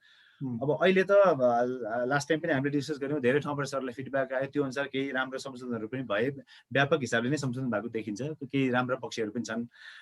तर एउटा संशय के छ भने आम पब्लिकलाई चाहिँ अब एक त यो गभर्मेन्टको क्रेडिबिलिटी, मिनिस्टरको क्रेडिबिलिटी, अब पोलिटिकल इन्स्टेबिलिटीका कुराहरू छन्। अब योभन्दा अगाडि चाहिँ सामाजिक सुरक्षा कर भनेर 1% हामी सबैले योगदान गऱ्यौँ, तर त्यो चाहिँ पैसा कहाँ छ, कति पैसा छ, त्यो पैसा चाहिँ कसरी खर्च हुने, त्यसबाट चाहिँ हामीले गरेको योगदानबाट हामीले बेनिफिट के पाउने त्यो केही पनि क्लियर छैन। र त्यो हिसाबले चाहिँ यसमा रिस्क चाहिँ देखियो। कस्तो रिस्क भने भोलि स्किमहरू चेन्ज हुन सक्ने, भोलि चाहिँ भनौँ न सामाजिक कोषलाई चाहिँ अलि व्यवहार पर्ने अवस्था आयो अथवा प्रफिटेबल भएन, हुन त नाफा कमाउने संस्था होइन, तै पनि अपरेसनको हिसाबले पनि प्रफिटमा त मिनिमम ब्रेक इभनमा त जानु पर्यो। त्यो हिसाबले चाहिँ भोलि फेरि स्किमहरू चेन्ज हुने र श्रमिकको चाहिँ अहित हुने हिसाबले चाहिँ स्किमहरू चेन्ज हुने रिस्क छ कि छैन, यो विषयमा चाहिँ म टिकाजीसँग जान चाहन्छु। तपाईँ अब कानुनको ज्ञाता भएको हिसाबले यो कसरी आउनु पर्थ्यो, यो जसरी अहिले चाहिँ कार्यान्वयन भइरहेछ जुन मोडालिटीमा, त्यो ठिक छ कि छैन? यस्तो छ, यो वास्तवमा मैले पनि उठाउन लागेको थिएँ अघि, अलिकति टाइम कन्स्टेन्ट त्यो सरले चाहिँ ब्रेक गर्नु भएको थियो र मैले गरिनँ होइन। मेरो एउटा यसमा कन्सर्न के पनि थियो भनेदेखि नि, जस्तो नेपाल सरकारका कर्मचारीलाई पनि अहिले सरकारले पेन्सन दिँदैन, उनीहरूको पनि छुट्टै ऐन निवृत्तिभरण कोष ऐन आइसकेको छ 2075 होइन। उहाँहरूको पनि सर्टेन 32% पैसा चाहिँ जम्मा हुन्छ यस्तै सोसल सेक्युरिटीमा, उहाँहरूले पनि पेन्सनै पाउने हो, उहाँहरूले पनि उपदान नै पाउने हो होइन। र सरकारी कर्मचारीको हकमा उहाँहरूले पाउने पेन्सनको क्यालकुलेसन कति, जस्तो हामीलाई चाहिँ अब कुल योगदानको चाहिँ 160ले भाग गर्दाखेरि आउने पैसा चाहिँ सोसल पेन्सन पाउने भन्ने प्रोभिजन चाहिँ अहिले कार्यविधिमा आएको छ होइन। त्यही प्रोभिजन भनेको कति, जस्तो जम्मा सेवा वर्ष इन्टु आखिरी तलबको रकमलाई 50ले भाग गर्दा आउने रकम पेन्सन पाउने छ भन्ने प्रोभिजन सरकारी कर्मचारीको छ। भनेको पेन्सन क्यालकुलेसनको मेथड त हुने दुईटा भने, एउटा प्राइभेट कर्मचारीको पाउने पेन्सनको मेथड चाहिँ कार्य एउटा संस्थाको चाहिँ सञ्चालक समितिले गरिरहेको छ अहिले, मन्त्रीले अप्रुभ गरेर। एक्ज्याक्टली सेम क्यालकुलेसनको मेथड यता सरकारी कर्मचारीको हकमा संसदले पास गरेर राष्ट्रपतिले अप्रुभ गरिरहेछ। भनेको दुईजना दाजुभाइ सरकारी र प्राइभेट सेक्टरमा छ भने दाइले खाने पेन्सनको क्यालकुलेसन संसदले पास गर्ने, भाइले खाने पेन्सनको क्यालकुलेसन चाहिँ कोषको सञ्चालक समितिले गर्ने, र त्यो पनि छिनछिनमा चेन्ज हुने। अस्ति 160 थियो, अहिले 160 भयो। अस्ति 76 साउन भन्दा अगाडि भएका कर्मचारीले सबैले उपदान मात्रै लिन सक्छन् भन्ने थियो, अहिले त्यसलाई हटाएर 78 सम्म चाहिँ आयो भने पाउँछ, आएन भने कोहीले पनि पाउँदैन भन्ने प्रोभिजन आयो होइन। कार्यविधि भनेको चाहिँ ऐनले तोकिदिएको, नियमले तोकिदिएको परिधिभित्र बसेर कसरी काम गर्ने भन्ने कामको प्रोसिड्युर निर्धारण गर्ने हो। क्यालकुलेसनै गर्ने, पैसै एमाउन्ट यदि गर्ने भन्ने चाहिँ ऐनले गर्ने हो। जसरी सरकारी कर्मचारीको पेन्सनको क्यालकुलेसन मेथड ऐनले पास गरेको छ, ऐनको दफा 12ले गरेको छ, त्यसै गरी यो प्राइभेट सेक्टरको ऐनमा किन आउन सकेन र कार्यविधिको रूपमा चाहिँ सञ्चालक समितिले गर्नुपर्ने भनेको, यो त एकदमै भोलि त रिस्की भयो। आजै नआउँदैखेरि चेन्ज भइसक्यो दुईपल्ट भनेदेखि त यो भोलि घट्न पनि सक्ने भयो, बढ्न पनि सक्ने भयो। एउटा हामीलाई ठुलो रिस्क चाहिँ यहाँनिर छ होइन। अर्को कुरो भनेको जुन अहिले सर हाम्रो रोहित सर एउटा बम्पर उपहारको कुरा गर्नुभएको थियो, विशेष अफर। 78 भन्दा अगाडि आउनुहुन्छ भने तपाईँहरूलाई विशेष अफर छ, पैसा उपदान पाउन सक्नुहुन्छ। त्योभन्दा पछाडि आउनुभयो भने अफर छैन, तपाईँले पेन्सनमा जानुपर्छ। अफर भनेको के हो, हायर बेनिफिट हो। भनेपछि 78 भन्दा अगाडि आउनुभयो भने उपदान पाउनुहुन्छ भनेको त्यहाँ हायर बेनिफिट छ। त्यस पछाडि आउने भने अफर तपाईँलाई छैन भनेको उपदान पाउनुहुन्न, पेन्सनमा जानुहोस्। पेन्सन भनेको त लोअर कुरा छ भनेपछि पेन्सन कमै छ भन्ने उहाँहरूलाई पनि बुझ्नु भएको छ। त्यही भएर चाहिँ तपाईँले अफर पाउनु भएको छ है 78 भन्दा अगाडि भन्नुको अर्थ चाहिँ त्यस पछाडि आउँदाखेरि तपाईँको पैसा ड्रास्टिकल्ली घट्छ, तपाईँले अफर पाउनुहुन्न, हामीलाई चाहिँ लोभ्याइराख्नु भएको छ त्यो होइन। त्यो साँच्चै नै अफर हो कि होइन भनेर यसलाई क्यालकुलेसन हेर्ने हो भने पनि नेपाल सरकारको जुन क्यालकुलेसन मेथड छ, एउटा मैले अस्ति पनि भनेको थिएँ, 1 लाख तलब खाने मान्छेले 20 वर्ष काम गर्दा उसले 40,000 पेन्सन पाउँछ भने त्यही 1 लाख तलब खाने 20 वर्ष काम गर्ने मान्छेले, प्राइभेट सेक्टरको मान्छेले 11,100 पाउँथ्यो पहिलाको मेथडमा। 180 हुँदा 160 हुँदा बढेर 12,500। सेम कन्ट्रिब्युसनमा सरकारी कर्मचारीले 40,000 पेन्सन पाउँदा प्राइभेट कर्मचारीले 12,000 मात्रै पेन्सन पाउँछ। क्यालकुलेसन मेथड यति डिफरेन्स छ। एउटा ऐनले पास गरेको त्यो संशोधन गर्न अलिक कठिनै होला, अर्को प्राइभेट सेक्टरले गरेको भने प्राइभेट सेक्टर त नभनौँ कार्यविधिको रूपमा आएको छ भनौँ न होइन। त्यो एउटा किन आयो त्यो अलिकति बुझ्न छैन। अर्को आयकरको कुरा छुटाउनु हो कि जस्तो लाग्यो मलाई। जस्तो तपाईँको सरकारी कर्मचारीले यो अवकाश कोषबाट फिर्ता हुँदा दफा 19 को उहाँले के भन्छ भनेदेखि कोषमा रहेको कर्मचारीको रकम सोमा आउने मुनाफा कर्मचारीले प्राप्त गरेको रकममा आयकर पूर्ण रूपमा छुट हुनेछ भनेर सरकारी कर्मचारीको दफा 19 को मा लेखेको छ। यतापट्टि छुट छैन भन्नुको अर्थ हामीले पहिले त्यहाँ जम्मा गर्दाखेरि जुन 36% सम्म ट्याक्स तिरेकै हुन्छौँ, अवकाश हुँदाखेरि 15% दफा 88 को 1 आयकर ऐनको दफा 88 को 1 ले 15% को प्रोभिजन गरेको छ। 36% ट्याक्स काटेर जम्मा गरेको पैसामा अवकाश पश्चात लिँदा 15% तिर्ने भनेको 51% को ट्याक्स लाग्ने भयो। एकातिर 0%, एकातिर 51% प्रोभिजन लाग्ने व्यवस्था, यो अवस्था किन आउँछ? अब सरले के भन्न सक्नुहुन्छ त्यसमा? पहिले भन्नुभएको थियो भनेदेखि सरकारीसँग तुलना गरेर हुँदैन भन्नुभएको थियो। डेफिनेटली सरकारले दिने सक्ने हैसियत हाम्रो इम्प्लोयरसँग नहोला, तर इम्प्लोयर र सरकारले दुईटैले दिइसकेको अवस्थामा त्यो काहीँ लगानी गरेर अथवा त्यो सोसल सेक्युरिटी आय राखेर रिटायर हुँदा पाउने बेनिफिटमा पनि यत्रो डिफरेन्स हुनुहुन्छ त भन्ने चाहिँ हो होइन। ठिक छ रोक्यो मैले। म कपिल सरको यसमा आन्सर लिइहाल्छु सर छोटोमा, अहिले हामीले छलफल गरेको विषयमा। हजुर धन्यवाद। प्रोसिडियरल म्याटरको कुरा गर्नुभएको छ। ऐनमा भएको व्यवस्था हो यो। ऐन संसदबाटै बन्या हो। भट्टराई सरले भने चाहिँ राष्ट्रपतिबाटै स्वीकृत भएर लालमोहर लगाएपछि कार्यान्वयनमा आएको र कोषको योजनाहरू समितिको सिफारिसमा मन्त्रालयले स्वीकृत गरेर कार्यान्वयन गर्न सक्नेछ भनेर त्यहाँ कुन कुन क्षेत्रमा जाने भन्ने खालका कुराहरू पनि त्यसमा राखिदिएको छ। र सरले भन्नुभएको इन जेनरल नीतिगत हिसाबमा चाहिँ ठिक हो, त्यो क्याबिनेट नै जानुपर्छ अथवा चाहिँ ऐनमै व्यवस्था भएर आउनुपर्छ र फिक्स भएर आइसकेपछि हुन्छ भन्ने कुरामा चाहिँ म पनि सहमत छु। मैले पनि यो बारेमा सोधे हो। सोद्धाखेरि चाहिँ यसका अभियन्ताहरूले के भन्नुभयो हो भने अब यो स्टार्टअपको चरणमा छ, कतिपय कुराहरू चाहिँ छिटो छिटो अलिकति चाहिँ चेन्जेसहरू पनि हुन सक्छन् यसमा, र त्यो चेन्जेसहरू चाहिँ यो नियमावलीमा अब ऐनमै गयो भनेदेखि चाहिँ लामो समय वर्षौं लाग्न सक्छ। त्यसकारण चाहिँ एउटा त्यो तपाईको चाहिँ इम्प्लिमेन्टेसनबाट प्राप्त एक्सपिरियन्स एक्चुअलका कुराहरू यावत कुराहरूलाई कभर गरेर एउटा लेभलमा आइसकेपछि यो इन्टरनेसनल प्र्याक्टिस पनि अनि यसलाई पछि लगेर नियमावली अथवा ऐनमै पनि तपाईको चाहिँ एड्रेस गर्ने प्र्याक्टिस हुन्छ भन्ने खालको कुराहरू चाहिँ आएको थियो। मैले यसमा यति नै भने। र यो जुन पेन्सन क्यालकुलेसनका कुराहरूमा भट्टराई सरले धेरै फोकस गर्नुभएको छ। निजामतीको 6% 12% जम्मा गरेर भएको छ र अरू सुविधाहरू केही कार्यान्वयनमा आएको चाहिँ मैले पनि देखेको छैन। र पक्कै पनि उहाँहरूले जुन अघि भनिएको जुन फर्मुला छ त्यो फर्मुला अनुसार पेन्सन दिनका निम्ति चाहिँ त्यहाँ 16 गभर्मेन्ट नै रोजगारदाता भएको हुँदाखेरि गभर्मेन्टले कन्ट्रिब्युसन गर्नुपर्ने देखिन्छ। र त्यही पेन्सनका कुराहरू हामीले गर्दाखेरि चाहिँ हजुरको चाहिँ अब जुन बोनस यो आयो ऊ आयो भन्ने खालको कुराहरूमा मैले पनि भनेको थिएँ अघि, पेन्सनका बारेमा भोलि तपाईँले अथवा चाहिँ यहाँ योगदान गर्ने मान्छेले कति पेन्सन पाउनुहुन्छ त भनेर आजैका मितिमा 20 वर्ष पछाडिको कुरा चाहिँ एक्ज्याक्टली भन्न नसकेका कारणले ग्रेजुअली आएको चिज हो। त्यसकारण चाहिँ सोसियल सेक्युरिटी भित्रका जुन कुराहरू छन् यसभित्रबाट प्रोभाइड गरिएका कुराहरू त्यो भित्रका कुराहरूलाई अनबोर्ड गर्दाखेरि उहाँहरू अहिलेको जेनेरेसनले जसले सञ्चय कोष उपदान भनेर चाहिँ एउटा सुविधाहरू लिनुभएको थियो उहाँहरूलाई चाहिँ आउनका निम्ति यो स्विच ओभर गर्नका निम्ति चाहिँ यो अफरहरूको रूपमा चाहिँ ल्याउने र आजका आजै त उहाँहरू रिटायर हुने होइन हैन, रिटायर हुने र पेन्सन खाने भनेको त 15 वर्ष योगदान गरेको हुनुपर्छ। 15 वर्षको बीचमा कोषले यस्तो खालको पेन्सन स्किमहरू ल्याउँछ जसबाट चाहिँ उहाँले चाहिँ 3 पटक सोध्नुहुन्छ। अहिले बेनिफिट उपदानमा छ भन्ने खालको सोचेर आउनुहुन्छ अहिले, र त्यसरी आउनेहरूका हकमा चाहिँ उहाँले 15 वर्षपछि रिटायर हुने बेलाको त्यो उमेर र त्यति बेलाको मेन्टालिटी, त्यति बेलाको डिसिजन गर्ने क्षमता र त्यो घरभित्र अर्को जेनेरेसन चाहिँ डिसिजनमा आउने बेलामा एकमुष्ट पैसा लिएर जाने कि पेन्सनमा जाने टिल टु द डेट मैले इन्कमको रेगुलारिटी गर्ने भन्ने बारेमा त्यति धेरै बहस अहिले गरिराख्नुपर्छ जस्तो मलाई लाग्दैन।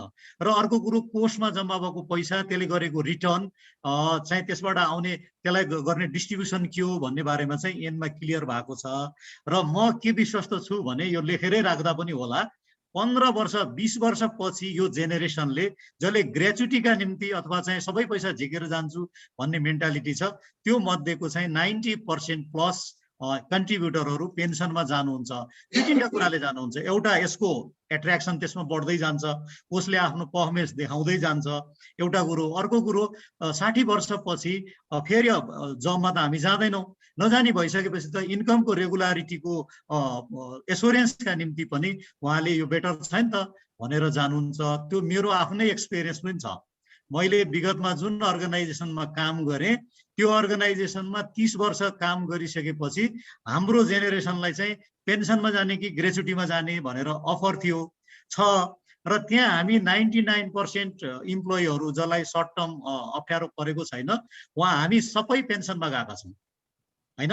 त्यसकारण चाहिँ 15-20 वर्षपछिको के हुन्छ भन्न नसकेको कारणले अहिले त्यो कुराहरूको एस्योरेन्स गर्दाखेरि चाहिँ अलि हतार हुन्छ कि भनेको भएर 180 भनेर 160 मा त झर्यौं त भनेको भोलि बिहान कुनै एक दिन अर्को एक चोरीमा फेरि तपाईँको चाहिँ डिफाइन्ड बेनिफिट भित्र यसरी हुन्छ र त्यो पेन्सन चाहिँ यो 40% मा आउँछ भनेर सोसियल सेक्युरिटीमा आउने स्थिति बनाउने गरी चाहिँ हाम्रो टिम अगाडि बढेको छ। मैले यही भने, अरु केही छुट्यो भने यसमा अलिकति म थप्न चाहन्छु यो पेन्सनको कुरामा नि। वास्तवमा कपिल सरको भ्यूसँग म 100% सहमत हो। पेन्सन भनेको एउटा स्थायी इन्कम हुन्छ, भोलि छोरोले सबै खाइदेला बाँचुन्जेल त पैसा चाहियो नि त होइन। डेफिनेटली पेन्सनमा सरले भने जस्तो मान्छेको एट्र्याक्सन हुन्छ, तर कहिले हुन्छ भन्दाखेरि तपाईको 100 रुपैयाँको क्याल्कुलेसनमै आउँछ के। एउटा मान्छेले 100 रुपैयाँको 40,000 रुपैयाँ पेन्सन पाउँछ, त्यति नै कन्ट्रिब्युसन गरेर अर्को मान्छेले त्यति नै कन्ट्रिब्युसन 12,000 पाउँछ भनेर देख्दा देख्दै आज डिस्प्यारिटी भयो भन्ने कुरा तपाईको डिस्प्यारिटी भयो। त्यो अर्को कुरा तपाईको 100 रुपैयाँ बैंकमा राख्दाखेरि 8.5% त ब्याजै दिइराछ। हामी 7.5 रुपैयाँ ब्याज पाउनुहुन्छ र त्यो 100 रुपैयाँ पनि पाउनुहुन्न, त्यो बाँकी भएको ब्याज पनि पाउनुहुन्न। 7.5 रुपैयाँ ब्याज हो भनेर क्लियर राइटिङमा आउँदैको अवस्थामा पेन्सनमा जान सक्ने भन्ने सम्भावना कसरी हुन्छ? मैले सरलाई फेरि पनि जोडे, यहाँ जुन अफर ल्याइएको छ त्यसलाई चाहिँ मेरो विनम्र अनुरोध, यो राज्यको स्किम राज्यको कार्यक्रम हो। पेन्सनमा विषयान्तर गरेर चाहिँ त्यति धेरै बहस गर्नुभन्दा पनि अहिले एक्जिस्टिङ अरू कुराहरूमा के छन् भन्ने कुराहरूले अलिक बढी गर्ला। मैले भनिसकेँ पेन्सन अहिले सरकारकोबाट 40,000 खाने र हामी कहाँ 12,000 खानेको डिस्प्यारिटी नै देखियो अथवा चाहिँ केही फरक पर्यो भन्ने कुराहरूलाई नै एड्रेस गर्ने गरी 78 असार अगाडि आउनेहरूले एज एन वाइन झिक्न पाउने भनेको हो र सबै मान्छेहरू बिचैमा निस्केर जानुहुन्छ भन्ने पनि होइन। त्यसमध्येका धेरै 75 देखि भनौँ न 70-75% त रोजगारीमै रहिराख्नुहुन्छ भने उहाँले निस्किने बेलामा के पाउनुहुन्छ त भन्दाखेरि अब आउने अर्को तपाईको चाहिँ संशोधनले एड्रेस गर्ने भनेको यहाँले भन्नुभएको कुरालाई नै डिफाइन्ड बेनिफिट भित्र गएर मोडालिटी नै चेन्ज हुन्छ। त्यो कुरा चाहिँ मैले यहाँलाई चाहिँ एस्योर गर्छु। अब अहिलेको फरक यति छ भन्ने कुराहरूलाई धेरै उसमा नगरौँ भन्ने हिसाबमै यो उपदानको व्यवस्था गरेको हो जस्तो लाग्छ। र एउटा राम्रो चाहिँ के छ भने त्यो फ्लेक्सिबिलिटी एउटा नयाँ आएको छ, त्यो जुन 3 गुणा भन्दा बढी सरकारले तोकेको न्यूनतम पारिश्रमिकको 3 गुणा भन्दा बढी भन्ने जुन छ नि, त्यसले चाहिँ पेन्सन फन्डमा जाने रकम चाहिँ अलिकति घट्छ र विथड्रल गर्ने अमाउन्ट चाहिँ बढ्छ जस्तो लाग्छ मलाई पनि। त्यो एउटा चाहिँ पोजिटिभ एस्पेक्ट हो जस्तो लाग्छ अहिले आएको संशोधनको। अब म अर्को प्रश्नमा जान चाहन्छु। यो जुन कट अफ डेट छ सर 2078 साल श्रावण 1 गते भनेर राखिएको छ। अब 2078 श्रावण 1 गते भन्दा अगाडि चाहिँ कन्ट्रिब्युसन गरिसकेको अथवा असार मसान्त भनौँ न 2078 असार मसान्तसम्ममा कन्ट्रिब्युसन गर्न सुरु गर्ने कन्ट्रिब्युटरको हकमा चाहिँ पेन्सन स्किम म्यान्डेटरी भएन। अब 78 श्रावण 1 पछि चाहिँ योगदान गर्नेको हकमा चाहिँ पेन्सन स्किम म्यान्डेटरी गरिएको छ, त्यही होइन सर? त्यो त क्लियर छ? हो, क्लियर हो। हजुर हो। अब यो चाहिँ अघि न टिकाजीले भन्नुभएको जस्तो अब अहिले चाहिँ हाम्रो संख्यात्मक हिसाबले हेर्दा धेरै फर्मल सेक्टरको पनि धेरै कमको मात्रै चाहिँ सहभागिता भयो यो स्किममा अहिलेसम्मको कार्यक्रममा। त्यसले गर्दा अब हामीसँग असार भनेको करिब 4.5 महिनाको समय रहन्छ। अब यो 4.5 महिनामा चाहिँ यो एउटा अट्र्याक्टिभ स्किम जस्तो भनेर हामीले प्रेजेन्ट गर्यौँ भने चाहिँ मोरले सबैजना आइसक्नुहुन्छ भन्ने चाहिँ उद्देश्यले यो डेट चेन्ज गरे हो कि भन्ने जस्तो चाहिँ बुझियो। यसमा सरको भनाइ के छ सर? हो, त्यही हो। त्यो मैले भने नि यो ल्याउनुका पछाडि चाहिँ अहिलेको जेनेरेसनले विभिन्न किसिमका अवकाश कोषहरूको इन्जोय गर्यो, एज एन वाइन पैसा निकाल्ने कुराहरू गर्यो, प्राइभेटमा पेन्सन पनि थिएन होइन। अनि भनेको अहिलेको जेनेरेसनले एकैचोटि पेन्सनमा जाने भनेर गर्दाखेरि जुन किसिमको फ्लेक्सिबिलिटी थियो त्यो कुरालाई चाहिँ डाइजेस्ट गर्न नसकेको स्थिति देखियो। तर अल्टिमेटली भनेको सोसियल सेक्युरिटी हामीले चाहिँ अलि इस्ट्याब्लिस भएका कन्ट्रीहरूको सोसियल सेक्युरिटीको प्र्याक्टिसहरू हेऱ्यौँ भने, हाम्रै आफन्तहरू गएको ठाउँको बुझ्यौँ भने के छ त्यहाँ के एट्र्याक्सन छ भनेदेखि त मलाई अरू कुरो मतलब छैन, मेरो सोसियल सेक्युरिटी छ भन्ने खालको इस्ट्याब्लिस हुनका निम्ति उहाँहरूले अरू कुराहरूको जो नयाँ जेनेरेसन मार्केटमा आउनुहुन्छ उहाँहरूले त कम्प्लिटली सोसियल सेक्युरिटी भनेरै बुझ्ने हो, बुझाउने हो, त्यसैभित्र चाहिँ उहाँहरूलाई अभ्यस्त गराउने हो। र यो ट्रान्जिटको पिरियडमा भएको कारणले गर्दाखेरि एक किसिमको अफरहरू आवश्यक हुन्छ भन्ने खालको कुराहरू चाहिँ लाई नै गरेर ल्याउन खोजेको हो। हुन्छ तर यस्तो चाहिँ अब 4.5 महिनामै अब भनौँ न अब जम्मा 13,000 समथिङ मात्रै चाहिँ रोजगारदाता अहिलेसम्म आबद्ध हुनुहुन्छ। अब सङ्ख्या पनि 2 लाख पनि हाम्रो नागेको छैन श्रमिकको सङ्ख्या अहिलेसम्म आबद्ध भएको। त्यो हिसाबले यो 4.5 महिनाको समय चाहिँ अलि थोरै भयो कि जस्तो पनि लाग्छ मलाई चाहिँ। र यो अब यससँग यसमा मार्को सरलाई के म भनौँ हुन्छ सर। म के सेयर गर्छु भने जति बेला म कोर्समा नियुक्ति लिएँ 1.5 वर्ष अगाडि, म आएको 3 महिनाको बिचमा तपाईँको एक दिनमा मेरो एक्सपिरियन्स छ 13,500 मध्ये तपाईँको 3,000 इम्प्लोइ इनरोल भएको एक दिन छ डेटा हामीसित होइन। र एक दिनमा 30,000 इम्प्लोइ इनरोल भएको पनि रेकर्ड छ। त्यसकारण चाहिँ जुन टेक्नोलोजी छ, जुन इन्फ्रास्ट्रक्चरहरू तयार भएको छ, त्यो हिसाबले हामीले जति पनि भनेका छौँ त्यो सोसियल सेक्युरिटीमा अनबोर्ड हुनका निम्ति चाहिँ यो टाइम लाग्ने, यो वर्षौँ लाग्ने विषय चाहिँ होइन। यो अहिलेको अनबोर्ड हेऱ्यो भने तपाईँको चाहिँ 74-75 जिल्लाबाट इनरोल गर्नु भएको छ। अब यही अहिलेसम्मको अवस्थामा के हो भने जस्तो केवाइसी अपडेटहरू अनलाइन हाम्रो सिस्टममा लगइन गरेर गर्नुपर्ने अहिलेको स्थिति थियो। सिङ्गल युजरले ठुलो अर्गनाइजेसनमा केही अर्गनाइजेसनले 4,000 इम्प्लोइको एउटा युजरबाट अनलाइन बसेर तपाईँको केवाइसी फुल फ्लेज केवाइसी अपडेट गरेको पनि थियो। त्यो इच्छा शक्तिको कुरा पनि रहेछ र वास्तवमा चाहिँ त्यो एउटै युजरबाट गाह्रो हुन्छ भनेर चाहिँ त्यसलाई हामीले चाहिँ तपाईँको स्ट्यान्ड एलोनबाट तपाईँको मल्टिपल युजरले डेटा क्याप्चर गर्ने गरी चाहिँ हामी अब तुरुन्तै त्यो इम्प्लोइ इनरोल गर्ने कुराहरू रिलिज गरिदिन्छौँ हामी नेक्स्ट विकतिर। भन्न खोजेको इम्प्लोयरले इनरोल गर्न 15-20 मिनटको काम हो, आधै घन्टाको काम होला होइन। इम्प्लोइ इनरोल गर्न साना अर्गनाइजेसनहरूले 10-20 जना गर्न जति बेला पनि गर्नु भएको छ, गर्न सक्नुहुन्छ। ठुला अर्गनाइजेसनहरूमा इम्प्लोइ इनरोल गर्नु पर्यो भने उहाँहरूलाई त्यही अनुसारको चाहिँ हामीले केवाइसी अपलोड गर्न त्यो चाहिँ सुविधाहरू उपलब्ध गराउँदैछौँ। र अनि कन्ट्रिब्युसन कलेक्सन गर्न देशैभरिका सबै ब्याङ्क तथा वित्तीय संस्थाहरूबाट चाहिँ कन्ट्रिब्युसन कलेक्सन भइरहेको छ। मलाई लाग्छ यति नै दुईटा कुराहरू हो। यो दुईटा कुराहरू गर्न चाहिँ यो इच्छा शक्तिको कुरा हो। भयो भनेदेखि त यो 4.5 महिना बुढिने भयो हो सर।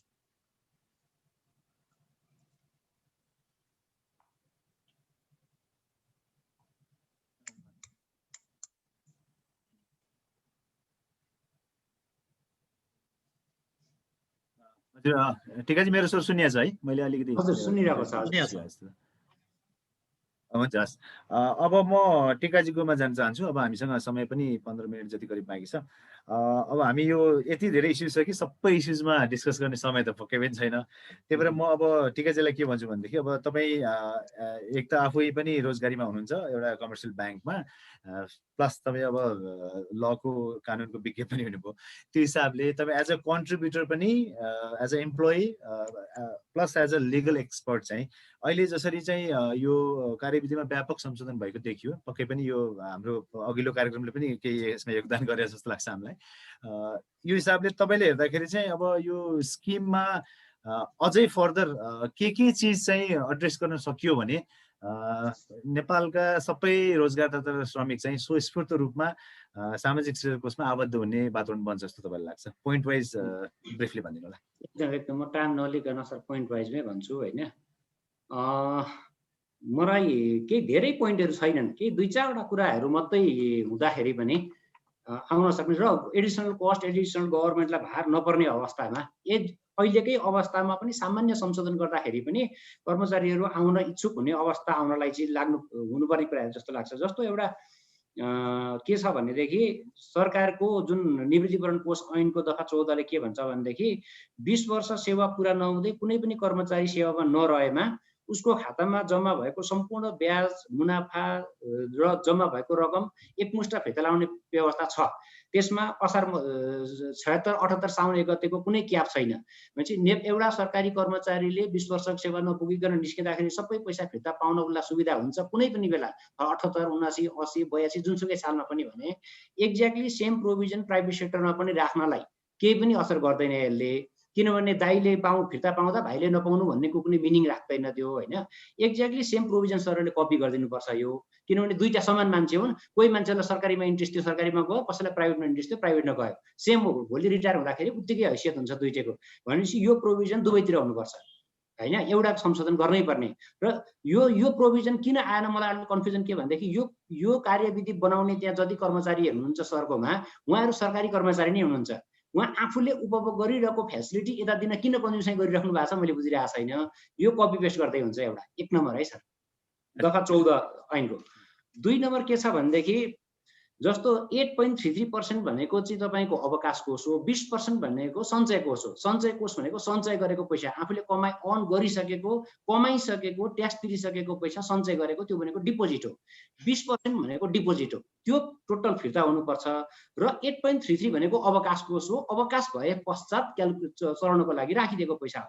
भनेपछि अहिले ठ्याक्कै उल्टो छ। गभर्मेन्टको हेर्नुभयो भने 20% पैसा पुरै फिर्ता आउँछ पेन्सनमा गए पनि, र बाँकी 8.33 मात्रै पेन्सनलाई क्यालकुलेसन हुन्छ भने प्राइभेट सेक्टरमा पनि यो 20% टोटल फिर्ता आउनुपर्छ र 8.33 लाई पेन्सनमा लानुपर्छ र पेन्सनको क्यालकुलेसन मेथड पनि गभर्मेन्टको स्तरमा चेन्ज गर्नुपर्छ।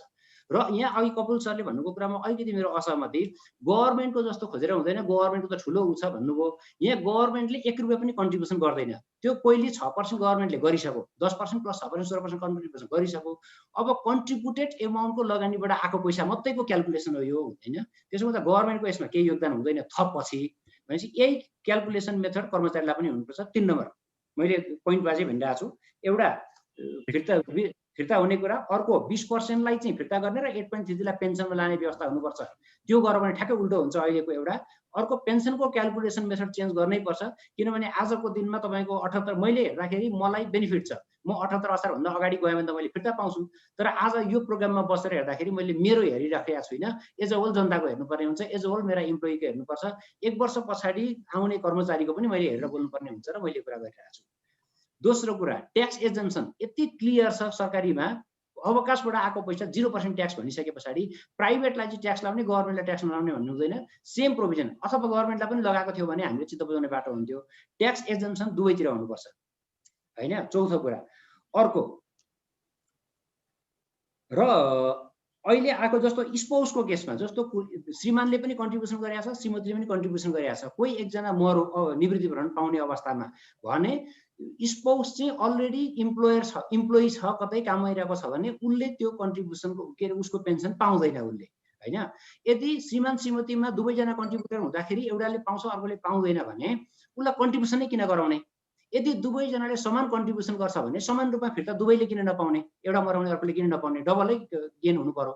ठिकै छ, त्यो चाहिँ ठिकै छ, मैले रोकेँ। त्यो चाहिँ मलाई लाग्छ दुर्घटना तथा अशक्तता सुरक्षा योजनामा मात्रै हो, एक्सिडेन्ट पनि छ सर। तर त्यो वृद्ध अवस्था सुरक्षा योजनामा त्यो लागू हुन्छ जस्तो मलाई लाग्दैन, होइन कपिल सर? ठ्याक्कै होइन, मैले यहाँ दफा वृद्ध अवस्था सुरक्षा योजनामा त दुईटै कन्ट्रिब्युटर हुँदा दुईटैले बेनिफिट पाउँछ नि। यस्तो हो सर, त्यो चाहिँ जस्तो एकजना मर्यो भने उसको स्पाउसले जुन 50% मात्रै पाउँछ भन्ने प्रोभिजन छ नि, यदि त्यो 50% पाउने स्पाउस चाहिँ अलरेडी इम्प्लोयर छ भने त्यतिखेर उसले पाउँदैन। तर यदि ऊ कन्ट्रिब्युटर छ भने त्यो भने चाहिँ दुर्घटना तथा अशक्तता सुरक्षा योजना हो। ठ्याक्कै मसँग उहाँले चाहिँ त्यो ओल्ड एजको स्किमको कुरा गर्नुभएको छ भट्टराईजीले। ओल्ड एजको स्किमको कुरा गरेँ मैले टिपेको छु, ठिक छ, अगाडि बढ्नु होइन। त्यसमा चाहिँ दुवैले कन्ट्रिब्युसन गर्यो भने दुवैले पाउनु पर्यो मरे पछाडि पनि, अथवा कन्ट्रिब्युसन नगराउने एकजनालाई, यदि पाउँदैन भने एकजनाले नगर्दा भयो नि त। दुईटै जागिर खान्छ भने एकजनाले मात्र गर्नु एकजनाले नगर्नु भन्दा भयो। र यी सामान्य कुराहरू चेन्ज गर्न सकियो भने चाहिँ मलाई लाग्छ हामी सम्पूर्ण उहरू चाहिँ जस्तो फर्मल सेक्टरका मान्छेहरू चाहिँ संस्थाले नजाने भन्दा भन्दै पनि आफै जान्छु भन्ने अवस्था आउँछ कि जस्तो लाग्छ मेरो पर्सेप्सनमा चाहिँ। सायद कपिल सरले यो डिस्कसनको कुरा नोट गर्नुभएको छ, पछि हामी भिडियो रेकर्डिङ पनि सरले प्रोभाइड गर्छौँ। अब कपिल सरलाई मेरो एउटा अर्को फेरि कमन क्वेसन धेरैजनाको छ, जस्तै यो प्रोजेक्ट बेस्ड स्टाफहरू हुन्छ धेरै एनजिओजहरूमा, जो चाहिँ सीमित 1.5 वर्ष 2 वर्ष 3 वर्ष प्रोजेक्टमा काम गर्नुहुन्छ, त्यसपछि उहाँहरूको अर्को इम्प्लोइमेन्टमा जाँदा चाहिँ सर्टेन पिरियडको ग्याप हुन्छ। त्यो बाहेक चाहिँ भनौँ न एउटा संस्थाबाट अर्को संस्थामा कोही मान्छेले चाहिँ जब चेन्ज गर्दैछ भने पनि त्यो बिचको एउटा ट्रान्जिसन डेट हुन्छ, किन ठ्याक्क नेक्स्ट डेदेखि नै नयाँ ठाउँमा जब हुँदैन। अब यो अहिलेको जुन कट अफ डेट छ 78 साल श्रावण 1 गते, यो डेटलाई हेर्दाखेरि चाहिँ कसैले चाहिँ यो डेटभन्दा अगाडि नै योगदान गर्न सुरु गरिसकेका छ, अनि त्यसपछि अब अहिलेको व्यवस्था अनुसार त उसले त्यो अहिलेको रोजगारी सकेपछि त्यो सबै पैसा फिर्ता पाउने चाहिँ प्रोभिजन आयो। अब भोलि उसले नयाँ जबमा जाँदाखेरि चाहिँ उसको स्टेटस के हुन्छ? अब पुरानै कन्ट्रिब्युटरको रूपमा उसलाई लिइन्छ कि अब उसलाई नयाँ कन्ट्रिब्युटरको रूपमा लिन्छ भन्ने कुरा चाहिँ धेरैजनाको यो कमन क्वेसन चाहिँ मैले कपिल सरलाई राखेँ। हस्, म टिका सरकै जुन टिपाउनु भएको छ त्यहाँबाट सुरु गर्छु। एकदमै 4-5वटामा न्यारो डाउन भएर आएको छ उहाँले दिएको रिकमेन्डेसनहरू। पक्कै पनि यो छलफलले, अघिल्लो छलफलले केही कुराहरू हामीलाई यो फुड फर थटको लागि ल्यायो र रिजल्टकै रूपमा पनि ल्यायो। त्यसकारण चाहिँ यो टिमलाई म थ्याङ्क यू सो मच भन्न चाहन्छु। फर्स्ट अफ अल पहिलो पोइन्ट छ उहाँको 20 वर्ष नपुग्दै उतापट्टिको र यतापट्टिको कम्पेयर गर्नु भएको छ। हामी कहाँ 15 वर्ष छ सर, 15 वर्ष पुगेन भने उपदानमा जाने कि पेन्सनमा रोज्ने छ, त्यसलाई चाहिँ 20 पुर्याउने भन्ने सरको कुरा हो। यो टिपेम हामीले एउटा। अर्को चाहिँ 8.33ले अवकाश र 20%ले सञ्चय कोष भन्नुभएको छ। अब त्यो लेभलमा कुनै एक दिन पुग्ला, तर आजै त्यति छिटै, किनभने 28.33बाट हामी 20मा आयौँ। कमसेकम के बुझ्नुहोस् भने मार्केट सिचुएसन, रिटर्न, अब यहाँ सहभागिता होइन, यो सबै कुराहरूले डिटरमाइन गर्दै जाँदा त्यो बाटोमा छ। त्यो सबै कुरा 8 पोइन्टमै जान्छ भन्ने होइन कि 20मै रहन्छ भन्ने पनि होइन, त्यो कुरा पनि म एस्योर गर्न चाहन्छु। क्यालकुलेसन मेथड मैले अघि पनि भनेको थिएँ, सरले फेरि पनि भन्नुभयो, मैले टिपेँ। मेथड अर्को एक्चुअरियल 3 वर्षभित्र हुन्छ। एक्चुअरियल क्यालकुलेसनले मलाई लाग्छ डिफाइन्ड बेनिफिटतिर चाहिँ यसले गाइड गर्छ। अनि यो विषयमा उहाँको बुलेट भन्दा पनि यो 12% गभर्मेन्टको लागि सरकारले पछि केही हाल्दैन भन्नुभएको छ। यो हामी यहीँका प्लेयर हो, नेपालका।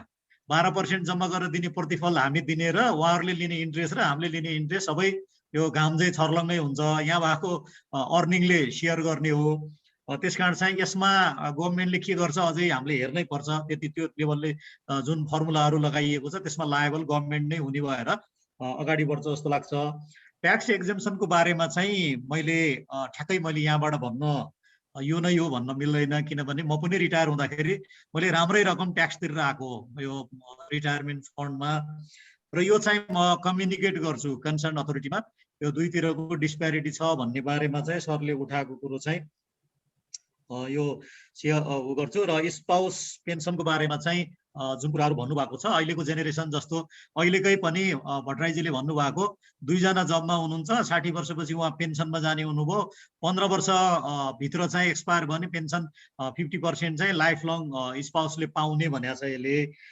त्यस अन्तर्गत चाहिँ अहिलेको जेनेरेसनले त पेन्सनमै गए पनि ग्रेच्युटी, एकजना ग्रेच्युटीमा जाने, एकजना पेन्सनमा गएर अहिलेको चाहिँ यहाँले भनेको कुराहरूलाई चाहिँ एड्रेस गर्छ जस्तो लाग्छ यसले। पछिका कुराहरू त त्यसपछिका संशोधनहरूले आउँछ। अब यो लास्टको कमन क्वेसन भनेर जुन कुरा गर्नुभएको छ, इम्प्लोइमेन्ट ब्रेक हुँदा के हुन्छ भन्ने कुरा।